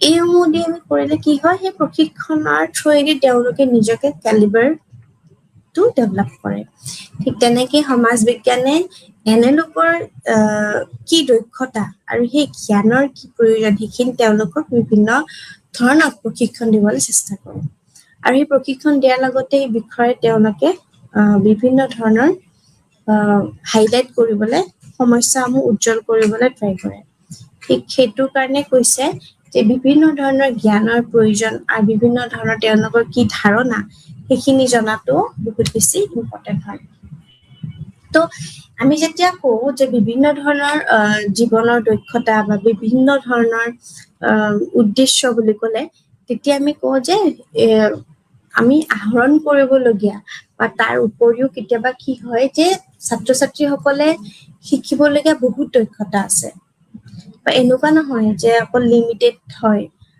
তেওঁলোকে শিকিবলগীয়া বহুত বেছি দক্ষতা আছে যেনে এটা গুৰুত্বপূৰ্ণ দক্ষতা হ'ল যে এই জীৱনৰ দক্ষতা। তো আমাৰ বিভিন্ন ধৰণৰ আমি কেনেকে শিকাব পাৰো, যেনেকে আমাৰ বিভিন্ন ধৰণৰ এতিয়া স্কুলসমূহত আমাৰ দ্য মান্থ অফ জুলাই গোটেইখিনি বহুতৰ কি হয় যে ছামাৰ ব্ৰেক থাকে প্ৰায়ভাগ। তো তেনেকুৱা ধৰণৰ আমি যেতিয়া বা আমাৰ ৰেগুলাৰ মূলতে আমি কিছুমান ক্লাছেছ তাহাঁতক দিব পাৰো, যেনেকে ছামাৰ কেম্প, তাত হয়তো আমাৰ লাইফ স্কিল ক্লাছেছ, কেতিয়াবা বিভিন্ন ধৰণৰ এক্টিভিটিজ দিব পাৰো য'ত তেওঁলোকৰ যেনেকে প্ৰব্লেম চলভিং অৰ্থাৎ সমস্যা সমাধান কৰাটো এটা ডাঙৰ আমি জীৱনৰ দক্ষতা বুলি কওঁ।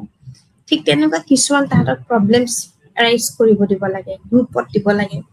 তো তেওঁলোকে সেই সমস্যাটো কেনেকে সমাধান কৰিব, by logically thinking or by copying from someone else. তো এই গোটেই বস্তুখিনি তেওঁলোকৰ দক্ষতাৰ প্ৰয়োজনীয়তা খুবেই বেছি। তো সেই বস্তুখিনি তেওঁলোকে মেক চিয়ৰ কৰিব লাগে যে তেওঁলোকে সেইখিনি বস্তু শিকিছে আৰু বুজি পায়। তো ঠিক সেইকাৰণে জীৱনৰ দক্ষতা খুবেই বেছি প্ৰয়োজন হয়।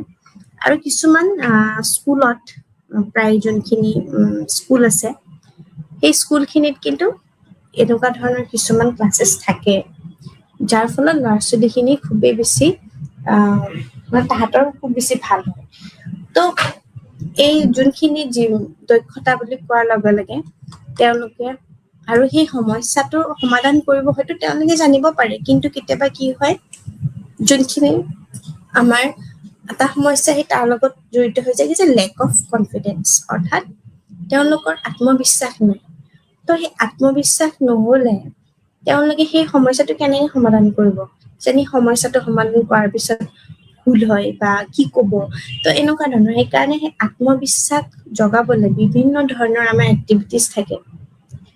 কনফিডেন্ট তো তাৰ লগত যেনেকে বিভিন্ন ধৰণৰ তেওঁলোকে ক্ষমতা কিছুমান বৃদ্ধি কৰিব লাগে, কি যে তেওঁ পাৰিম, আই কেন ডু।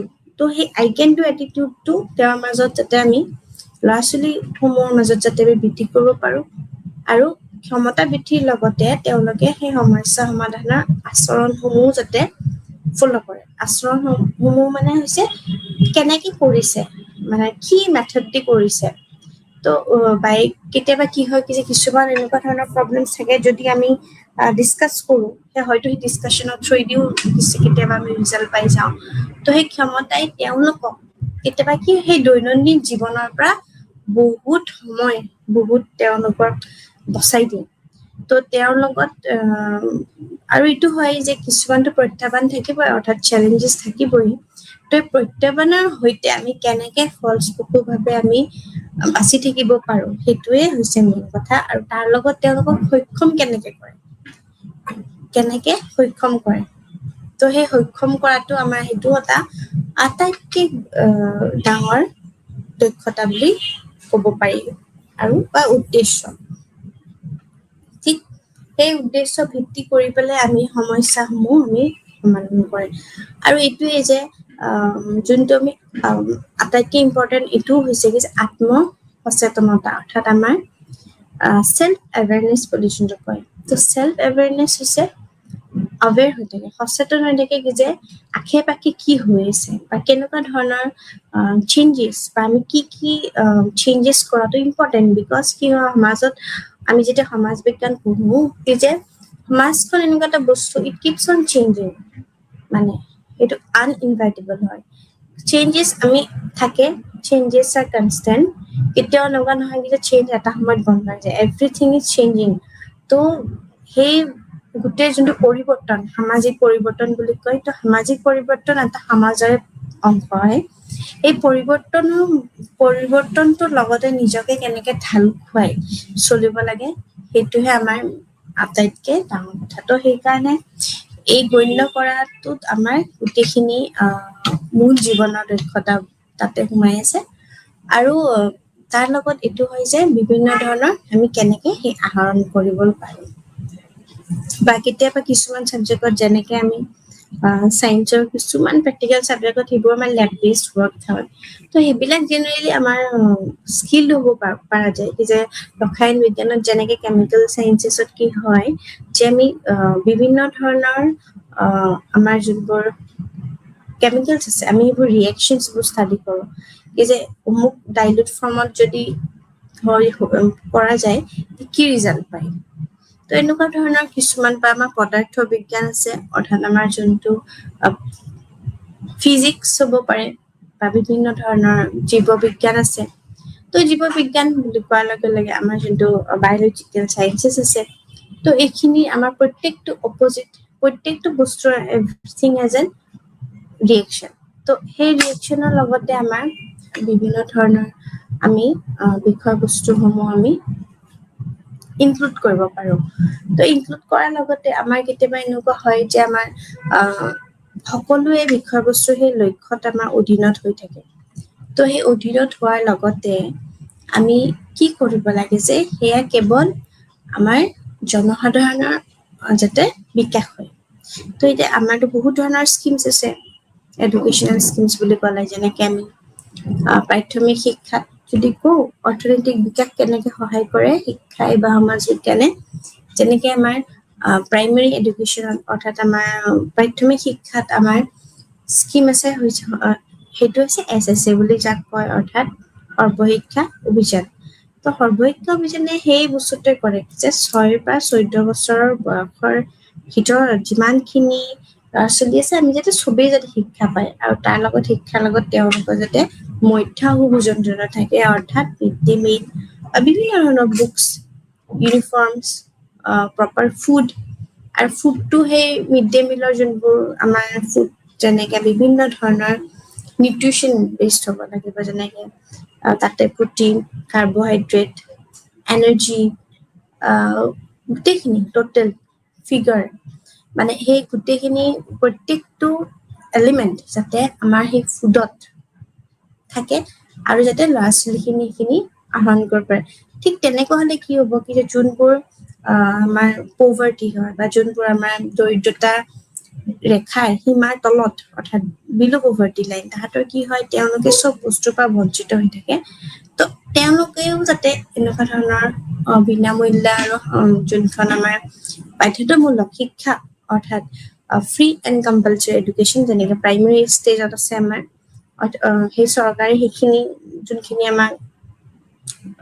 মানে স্কোপ দিছে সেইখিনি যাতে আমি তেওঁলোকক নামভৰ্তি কৰি দিব পাৰোঁ আৰু যদি তাহাঁতৰ অৰ্থনৈতিকভাৱে খুবেই দুৰ্বল যিহেতু তেওঁলোকৰ মধ্যও ভোজনতে তেওঁলোকে যাতে খাদ্যও পায় সেইখিনি তো চবফালে তো সেইটো হৈছে প্ৰাইমেৰী ষ্টেজত যেতিয়া আমি ছেকেণ্ডেৰী ষ্টেজ যাওঁ অৰ্থাৎ আমাৰ যেতিয়া ক্লাছ আমি 5, 6, 7, 8 তেতিয়া আমাৰ সেইখিনি সময়ত আমাৰ RMSC হয় RMSC বুলি কোৱাৰ লগে লগে ৰাষ্ট্ৰীয় মাধ্যমিক শিক্ষা অভিযান ঠিক তাত তেনেকুৱা সেইটো আমাৰ এই স্কিমখনে আমাৰ ছেকেণ্ডেৰী এডুকেশ্যনত ফ'কাছ কৰে ঠিক তেনেকৈ যেতিয়া ছেকেণ্ডেৰীৰ পিছত আমাৰ হায়াৰ ষ্টাডিজত আহে তেতিয়া আমাৰ তাতে ৰুচা আহি যায় অৰ্থাৎ ৰাষ্ট্ৰীয় উচ্চতৰ শিক্ষা অভিযান তাত উচ্চতৰ শিক্ষা ব্যৱস্থাটোৰ ওপৰত দিশটো আলোচনা কৰে কি আমি বিভিন্ন ধৰণৰ বিষয়বস্তুত আমি সমস্যাবোৰ আনিব পাৰোঁ আৰু সেই সমস্যাটো আমাৰ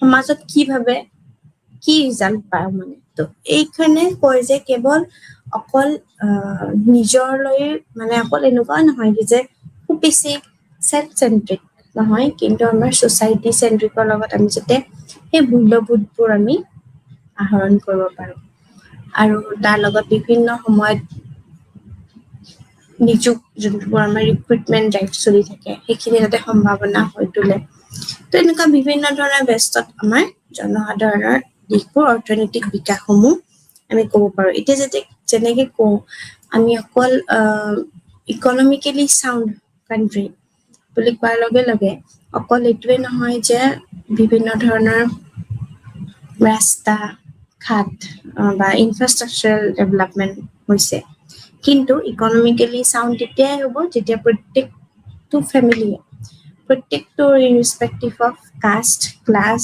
জেণ্ডাৰ বা প্লেচ যাতে কোনো ক'তো যাতে ডিছক্ৰিমিনেশ্যন নহয় চবেই যাতে ছ'চিয়েলি ইকুৱেলিটি এচিভ কৰে, ইকুইটি এচিভ কৰে, RSS চব সুবিধাসমূহ যাতে চবে সমানভাৱে পায় আৰু তাৰ লগতে যাতে চবে নিজৰ জীৱন জীয়াবলৈ জীৱিকাৰ যাতে সেৱা লাভ কৰে। তো ঠিক তেতিয়াহে গৈ পেলাই এখন দেশ অৰ্থনৈতিকভাৱে সক্ষম হয়। এতিয়াও সেইকাৰণে বহুত জেগা ঠাই এনেকুৱাও আছে য'ত এতিয়াও তেওঁলোকৰ কোনো ধৰণৰ সা সুবিধাবোৰ যিমান দূৰলৈ হ'ব লাগে, যদি আমাৰ স্কুল কলেজেছ বিলাকৰ তাত অহা যোৱা কৰিবলৈ ট্ৰেন্সপৰ্টেশ্যন নাথাকে, তেতিয়া ল'ৰা ছোৱালী স্কুল কেনেকে যাব? তো ঠিক তেনেকে তাৰ লগত আমাৰ পঢ়া শুনা অভিয়াছলি নকৰিলে তেতিয়া আমাৰ কোনো ধৰণৰ তাতে ৰেচিঅ'টো নাথাকে। তো সেইটো কাৰণে আল্টিমেটলি গৈ পেলাই আমাৰ ইকনমিকেলি চাউণ্ড কাণ্ট্ৰি বা ইকনমিকেলি চাউণ্ড ষ্টেট হোৱাৰ প্ৰয়োজনত বহুতখিনি আমাৰ দিশ সোমাই আছে। তো সেই দিশসমূহ ভিতৰতে আমাৰ তাৰ মাজতেও আমাৰ দক্ষতাটো আটাইতকৈ এটা ইম্পৰ্টেণ্ট ক্ষমতা বুলি কোৱা গৈছে। ঠিক তেনেকুৱাকে সেইকাৰণে বিভিন্ন ধৰণৰ বিভিন্ন সময়ত আমি আমাৰ যোনবোৰ সম্পদ আছে সেই সম্পদসমূহ আমি ৰিচোৰ্চেছসমূহ আমি কি কৰিব লাগে, এনেই সম্পদবিলাক আমি খৰচ কৰিব নালাগে।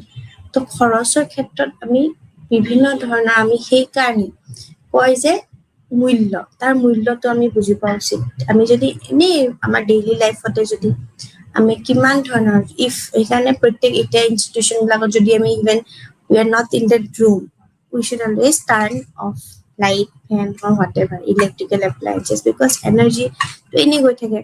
তো তাৰ লগত আমাৰ বিভিন্ন ধৰণৰ বা পানী কেনেকে ছেভ ৱাটাৰ আমি কেনেকে কৰিব পাৰোঁ, তো এনেকুৱা ধৰণৰ বিভিন্ন সৰু সৰু হেবিট বা সৰু সৰু যোনবোৰ আমাৰ নিজৰ আমি যোনখিনি নিজে কৰিব পাৰোঁ, তো সেইখিনি আমি সম্পদ বচাবলৈ আমাৰ হাততে থাকে।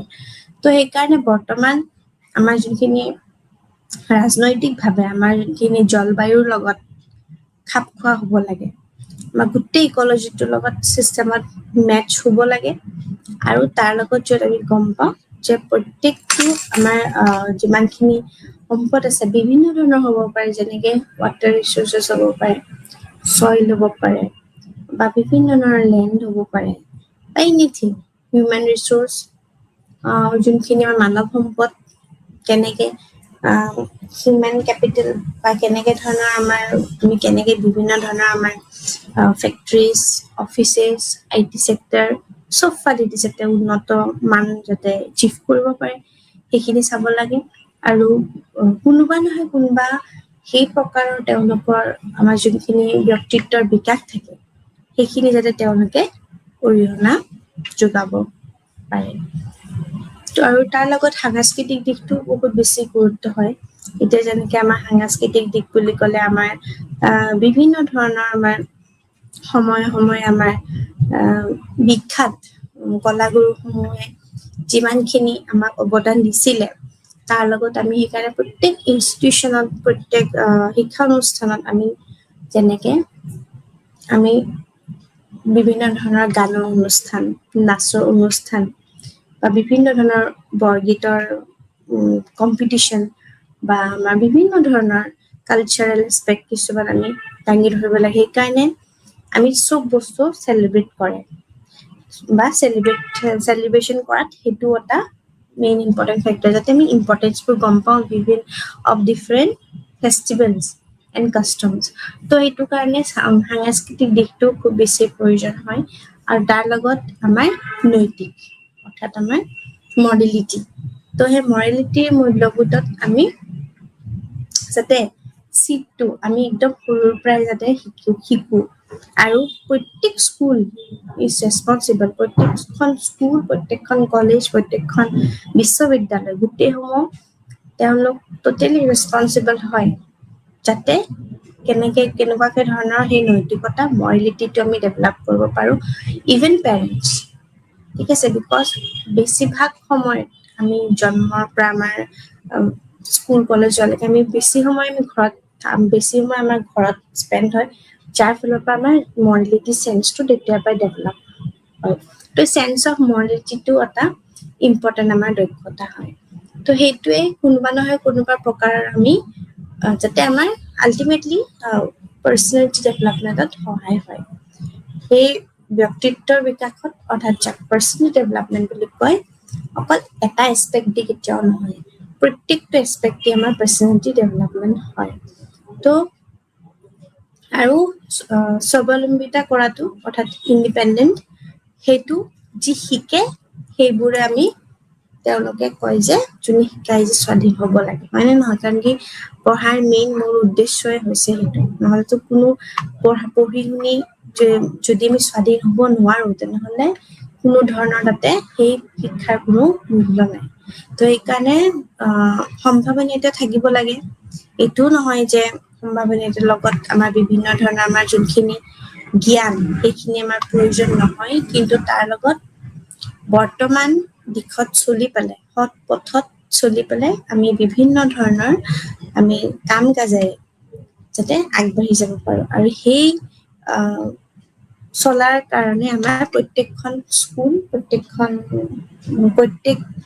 পেৰেণ্টছ বা প্ৰত্যেক ইনষ্টিটিউচনেল অফিচ মানে অফিচ এনিথিং তো everyone is responsible towards one another তো সেইটো কাৰণে শিক্ষাৰ্থীসকলৰ বাবে আমি বিভিন্ন ধৰণৰ এই যে যেতিয়া আমি কাৰিকুলামখন ছেট কৰোঁ তেতিয়া আমি গোটেইখিনি বস্তু আমাৰ আগতে তৈয়াৰ কৰি লোৱা উচিত হয় আৰু সেইটোৱে যে ইণ্টাৰেষ্টটো আমি আনিব লাগিব কাৰণ কি বহুত ছাবজেক্ট এনেকুৱা হয় ছাবজেক্ট ইটছেল্ফ ইজ গুড বাট পঢ়োৱাৰ যোনটো পদ্ধতি কাৰণে আমাৰ ইণ্টাৰেষ্ট নোহোৱা হৈ যায় বহুতে কিছুমান ছাবজেক্ট হয়তো ভাল কয় যে বেছি ইণ্টাৰেষ্টিং হয় বা ইণ্টাৰেষ্টটো আমি কেনেকৈ আনিম সেইটো হয় সেইকাৰণে শিক্ষাৰ্থীসকলৰ বাবে আকৰ্ষণীয় হোৱাটো বেছি প্ৰয়োজন হয় কাৰণ কি আল্টিমেটলি নহ'লে সেইটো তেওঁলোকে এটা পাৰচেপশ্যন লৈ লয় তো তেওঁলোকৰ মনোভাৱ তেওঁলোকৰ আগ্ৰহ এই গোটেইখিনি খাপ খাব লাগিব তো তেওঁলোকৰ মনোভাৱ বুলি ক'লে পাৰচেপশ্যন আগ্ৰহ হৈছে ইণ্টাৰেষ্ট তো সেই গোটেইখিনি খাপ খোৱাটো প্ৰয়োজন হয় আৰু ই প্ৰাসংগিক হ'ব লাগে অৰ্থাৎ প্ৰাসংগিক বুলি ক'লে কিছুমান যদি বস্তু ডেছক্ৰিপটিভ ৱেত আমি কওঁ তেতিয়া হয়তো তেওঁলোকে ভৱিষ্যত জীৱনৰ বাবে যি তেওঁলোকৰ উপযোগী হ'ব লাগে সেইখিনি তেওঁলোকে গুৰুত্ব দিয়ে আৰু যদি তেওঁলোকৰ এনেকুৱা হয় যে সত্যত উপলব্ধি কৰে তেন্তে তেওঁলোকৰ এটা গুৰুত্বপূৰ্ণভাৱে তেওঁলোকক আমি ভালকৈ সদায় আৰু যাতে মটিভেট কৰিব লাগে তো শিকোৱা যোনখিনি বিষয়সমূহ থাকে সেইখিনিৰ বৈধতা থাকিব লাগে বৈধতা অৰ্থাৎ এনেই যদি ক্লাছৰুম টিচিং হৈ আছে তাত কোনো সেইখিনি ভেলিড পইণ্টছ নাই কেতিয়াও প্ৰামাণিক আৰু বাস্তৱিক হ'ব লাগে বুলি কয় বাস্তৱিক যোনখিনি আমাৰ প্ৰেক্টিকেল ইমপ্লিকেশ্যন আছে ইউটিলিটি আছে প্ৰেক্টিকেল হয় এইখিনিতো প্ৰস্তুতিৰ পৰা হয়তো বহুত ধৰণৰ কঠোৰভাৱে মিলি থকা উচিত হয় কিন্তু যেতিয়া শিশুৱে শৈশৱৰ বিভিন্ন অৱস্থাত উপনীত হয় তেতিয়া আমি এই 12 বছৰ আৰু তাৰ ওপৰৰ বয়সত আমি উপনীত হ'ব লাগে তেতিয়া তেওঁলোকৰ যুক্তিসংগতভাৱে চিন্তা কৰিব পৰা যায় আৰু বিভিন্ন বিমূৰ্ত বিষয়বোৰ উপলব্ধি কৰিব আৰু বুজিব অৱস্থাত থাকিব পাৰে তো আমি সেইকাৰণে এইটো বিষয়বস্তুত পাঠ্যক্ৰমৰ লেনদেন বাবে ব্যৱহাৰ কৰা ভাষা দুয়োটা শিক্ষাৰ্থীৰ শিক্ষণ ক্ষমতাৰ ভিতৰতে সদায় থাকিব লাগে বুলি কয়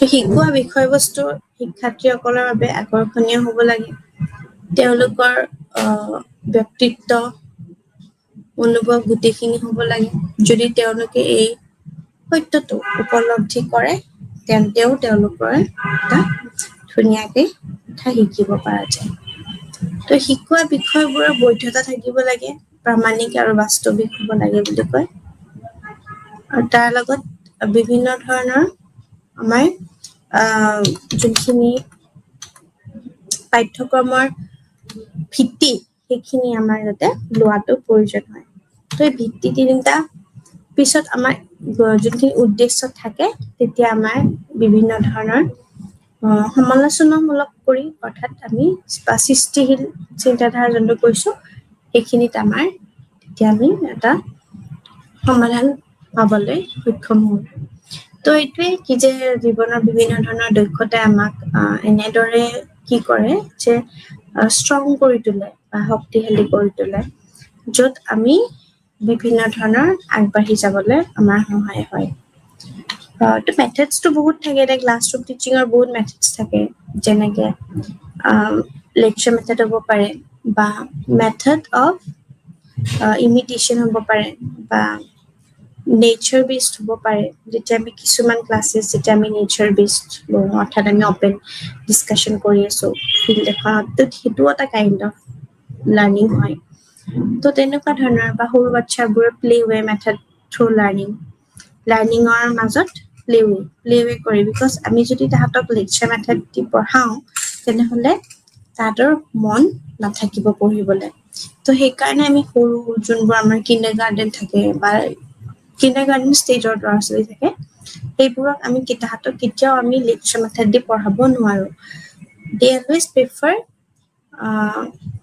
টিচিং থ্ৰু প্লে ৱে তো সেইটো কাৰণে তেওঁলোকে মন কৰিব তাহাঁতৰ স্কুলত খুব বেছি খেলা ধূলা বস্তু বিকজ তাহাঁতি এক্টিভিটিজ যে তাহাঁতৰ পঢ়োৱাবোৰ তেনেকে পঢ়াব লাগে আৰু ঠিক তেনেকে বিভিন্ন ধৰণৰ তাহাঁতক সাংস্কৃতিক জ্ঞানবোৰ তেনেকুৱা বা বিভিন্ন ধৰণৰ তাহাঁতৰ কম্পিটিশ্যন যেনেকে ফেঞ্চি টেষ্ট কম্পিটিশ্যন বা প্ৰত্যেকটো এই ৰোলটোৰ একচুৱেলি ছ'চাইটিত কি মানে নিড আছে তো আমি তেনেকুৱাকেও আমি সৰু সৰু এক্টিভিটিজ দি আমি পদ্ধতিবিলাক দি আমি তাহাঁতক দক্ষ কৰিব পাৰোঁ যেনেকে যদি ক'ৰবাত ফেঞ্চি টেষ্ট কম্পিটিশ্যনত কোনোবা সৰু বাচ্ছা এটা পুলিচো একচুৱেলি তাহাঁতক পিকচাৰাইজ কেনেকে কৰিব বা প্ৰত্যেকটো ক্লিনিং ষ্টাফ তেওঁৰ কি ইম্পৰ্টেণ্ট হয় তো এই গোটেই বস্তুটো আমি সৰুৰ পৰাই যাতে আয়ত্ব কৰিব পাৰোঁ বা বিভিন্ন ধৰণৰ কম্পিটিশ্যনছ পাতি বা বিভিন্ন সময় সাপেক্ষে ৰিচোৰ্চ পাৰ্চন ইনভাইট কৰি যাতে তেওঁ 2-3 লাইন মানে বক্তা দিয়ে যাতে চবে বহুতখিনি যাতে জ্ঞান লাভ কৰিব পাৰে তো এনেকুৱা ধৰণৰ প্ৰশিক্ষণৰ প্ৰয়োজন হয় আৰু ছামাৰ কেম্পছ অলৰেডি কৈছোঁ এনেকুৱা ধৰণৰ বা বিভিন্ন ধৰণৰ ফেষ্টিভেলছৰ টাইমত চেলিব্ৰেশ্যন কৰা তো এইবোৰ ধৰণৰ আমি দিশ আমি উপলব্ধি কৰাত সহায় কৰিব পাৰোঁ তো বা এনেকুৱা ধৰণৰ কিছুমান পেছাদাৰী থাকে নেকি যোনবোৰ পেছাদাৰী য'ত সমাজে বিভিন্ন উইথ ডিউ টাইম তেওঁলোকৰ যাতে ৰুল এণ্ড ৰেছপনচিবিলিটিছখিনি যাতে দক্ষতাৰ যোগেৰে তেওঁলোকক পূৰণ কৰিব পাৰে তো এইখিনি কয় যে প্ৰত্যেক বস্তুত বা প্ৰত্যেক আমি যদি চাওঁ যে নিৰ্বাচন কৰি পেলাই যদি আমি চিলেকশ্যন কৰোঁ তো সেই চিলেকশ্যন কৰি পেলাই আমি কেনেকে আমাৰ এনেকুৱা হয় যে বহুতখিনি আছে কণ্টেণ্ট তাৰ পৰা আমি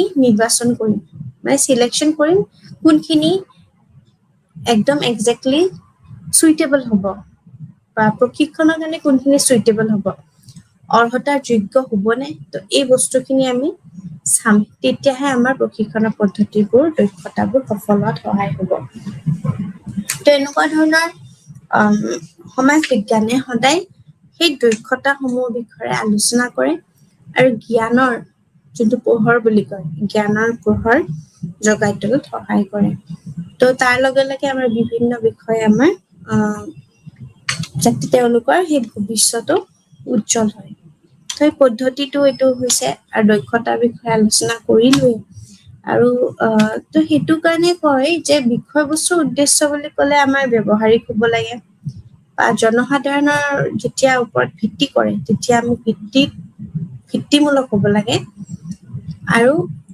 তেওঁলোকক নিৰ্বাচন কৰাটো যাতে সহায় কৰে আৰু তেওঁলোকে যাতে অনুসৰি শিক্ষণো অভিজ্ঞতাৰ ফলত লাভ কৰে তো সেইকাৰণে দক্ষতাৰ মনোভাৱৰ যাতে সজ্জিত হৈ থাকে তো সেইটো কথাত গুৰুত্ব দিছে আৰু তাৰ লগত বিভিন্ন আমাৰ মূল্যবোধসমূহ যাতে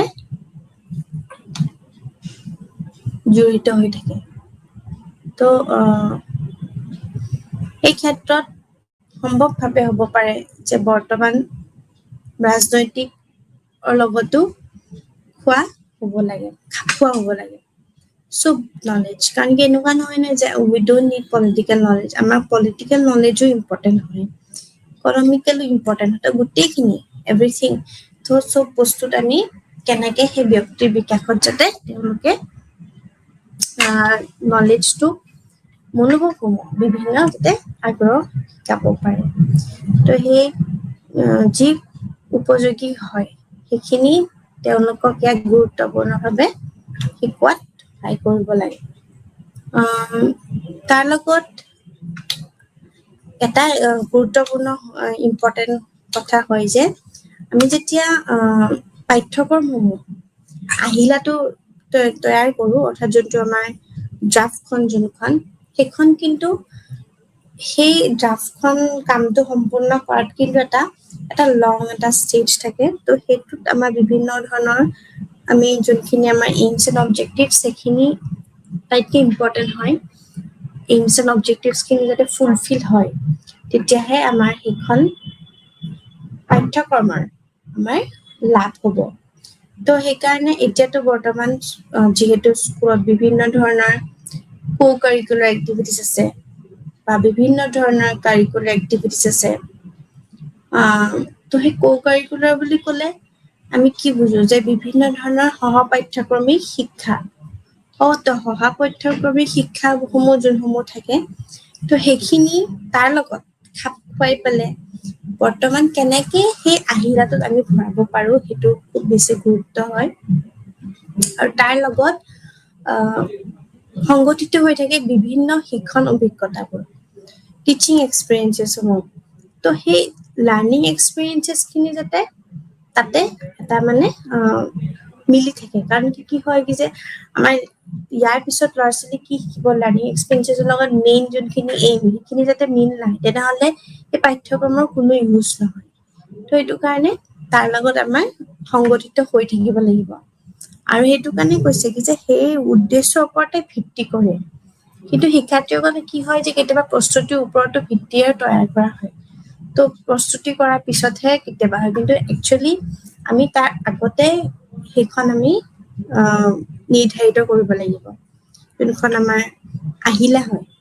আৰু যদি শিশুসকলে শিক্ষণ ফলস্বৰূপ আৰু কাৰ্য ক্ষমতাৰ বিষয়ে হয়, তেনেহ'লে তেওঁলোকে শিক্ষাৰ বাবে ব্যৱহাৰ কৰিব পাৰে। আৰু বিষয়বস্তুসমূহ কিছুমান তেওঁলোকে ফেক্টৰছখিনি যাতে চাই, কাৰণ কি ফেক্টৰছখিনি নোচোৱাকে আহিলা তৈয়াৰ কৰাটো আমাৰ কি হ'ব, এটা মূৰ্খামি নিচিনা হ'ব। তো সেইটো কাৰণে আমি যাতে লাৰ্ণিং এক্সপিৰিয়েঞ্চেছখিনি ইনক্লুড কৰিব পাৰোঁ বা সেই লক্ষ্যখিনি তেওঁলোকে যাতে উপনীত হয়। বিকজ তাৰ আউটকামটো গোটেই চিলেবাছখনত বা আমাৰ যেতিয়া এক্সাম থাকে, তো এক্সামত যোনকেইটা ইউনিট আহে, তো এনেকুৱা হয় যে ইউনিট 1, ইউনিট 2, ইউনিট 3 এখন বুকৰ, তো প্ৰত্যেকটো ইউনিটৰে ইউনিট নেক্সটটোৰ লগত কণ্টিনিউৱেশ্যন এটা থাকে, নথকা নহয়, কিন্তু সেইখিনি এটা লজিকেল ছিকুৱেঞ্চত থাকিব লাগে। তো সেইটো কাৰণে এই গোটেই ইউনিটটো নামে হৈছে আণ্ডাৰষ্টেণ্ডিং কাৰিকুলাম, অৰ্থাৎ পাঠ্যক্ৰমক আমি বুজিব লাগিব, এটা ছিকুৱেঞ্চ থাকে। সেই ছিকুৱেঞ্চটো ইউনিট 1ৰ যোন 10 থাকে, 10টোক আমি কেতিয়াও তুক দিব নোৱাৰোঁ। এটা লজিকেল এটা ছিকুৱেঞ্চ থাকে। সেই ছিকুৱেঞ্চখন তৈয়াৰী কৰাত আমাৰ বহুত হয়তো এক্সপাৰ্টাইজ, ফিল্ডৰ বিভিন্ন ধৰণৰ ফিল্ডত সেই জনা ফিল্ডৰ মানুহ আমাৰ লাগিব। তো সেই তেতিয়াহে আমাৰ এইমছ এণ্ড অবজেক্টিভছখিনি ফুলফিল হ'ব। তো উদ্দেশ্যৰ ওপৰত ভিত্তি কৰাটো খুবেই বেছি গুৰুত্বপূৰ্ণ হয়। আৰু শিক্ষাৰ্থীসকলৰ শিক্ষণৰ বাবে আমি তেওঁলোকক সদায় প্ৰস্তুত কৰিব লাগিব। তো কি হয়, পঢ়াৰ আগতে উইলিংলি ষ্টুড লাৰ্ণ, যোনটো আমাৰ থিয়ৰী হয়, সেইটো তেওঁলোকক খুব বেছি প্ৰয়োজন হয়। তো তেওঁলোকক প্ৰস্তুতি কৰাৰ তাৰ পিছতহে তেওঁলোকক ভিত্তিত ৰাখিব লাগে। তো সেইকাৰণে যদি শিশুসকলৰ কেতিয়াবা কি হয় যে যোনবোৰ কাৰ্যক্ষমতা থাকে, তেওঁলোকক যদি শিক্ষণৰ বাবে ব্যৱহাৰ কৰা বিষয়বস্তু কিছুমান থাকে, তেতিয়া তেওঁলোকে বিভিন্ন ধৰণৰ কাম কাজত বা সেই বয়সতো উপনীত হ'ব পাৰে। ঠিক তেওঁলোকে সেইকাৰণে যুক্তিসংগতভাৱে চিন্তা কৰিব পৰা যায় আৰু সেই বিষয়বোৰৰ উপলব্ধি কৰিব পাৰেও অৱস্থাত থাকে।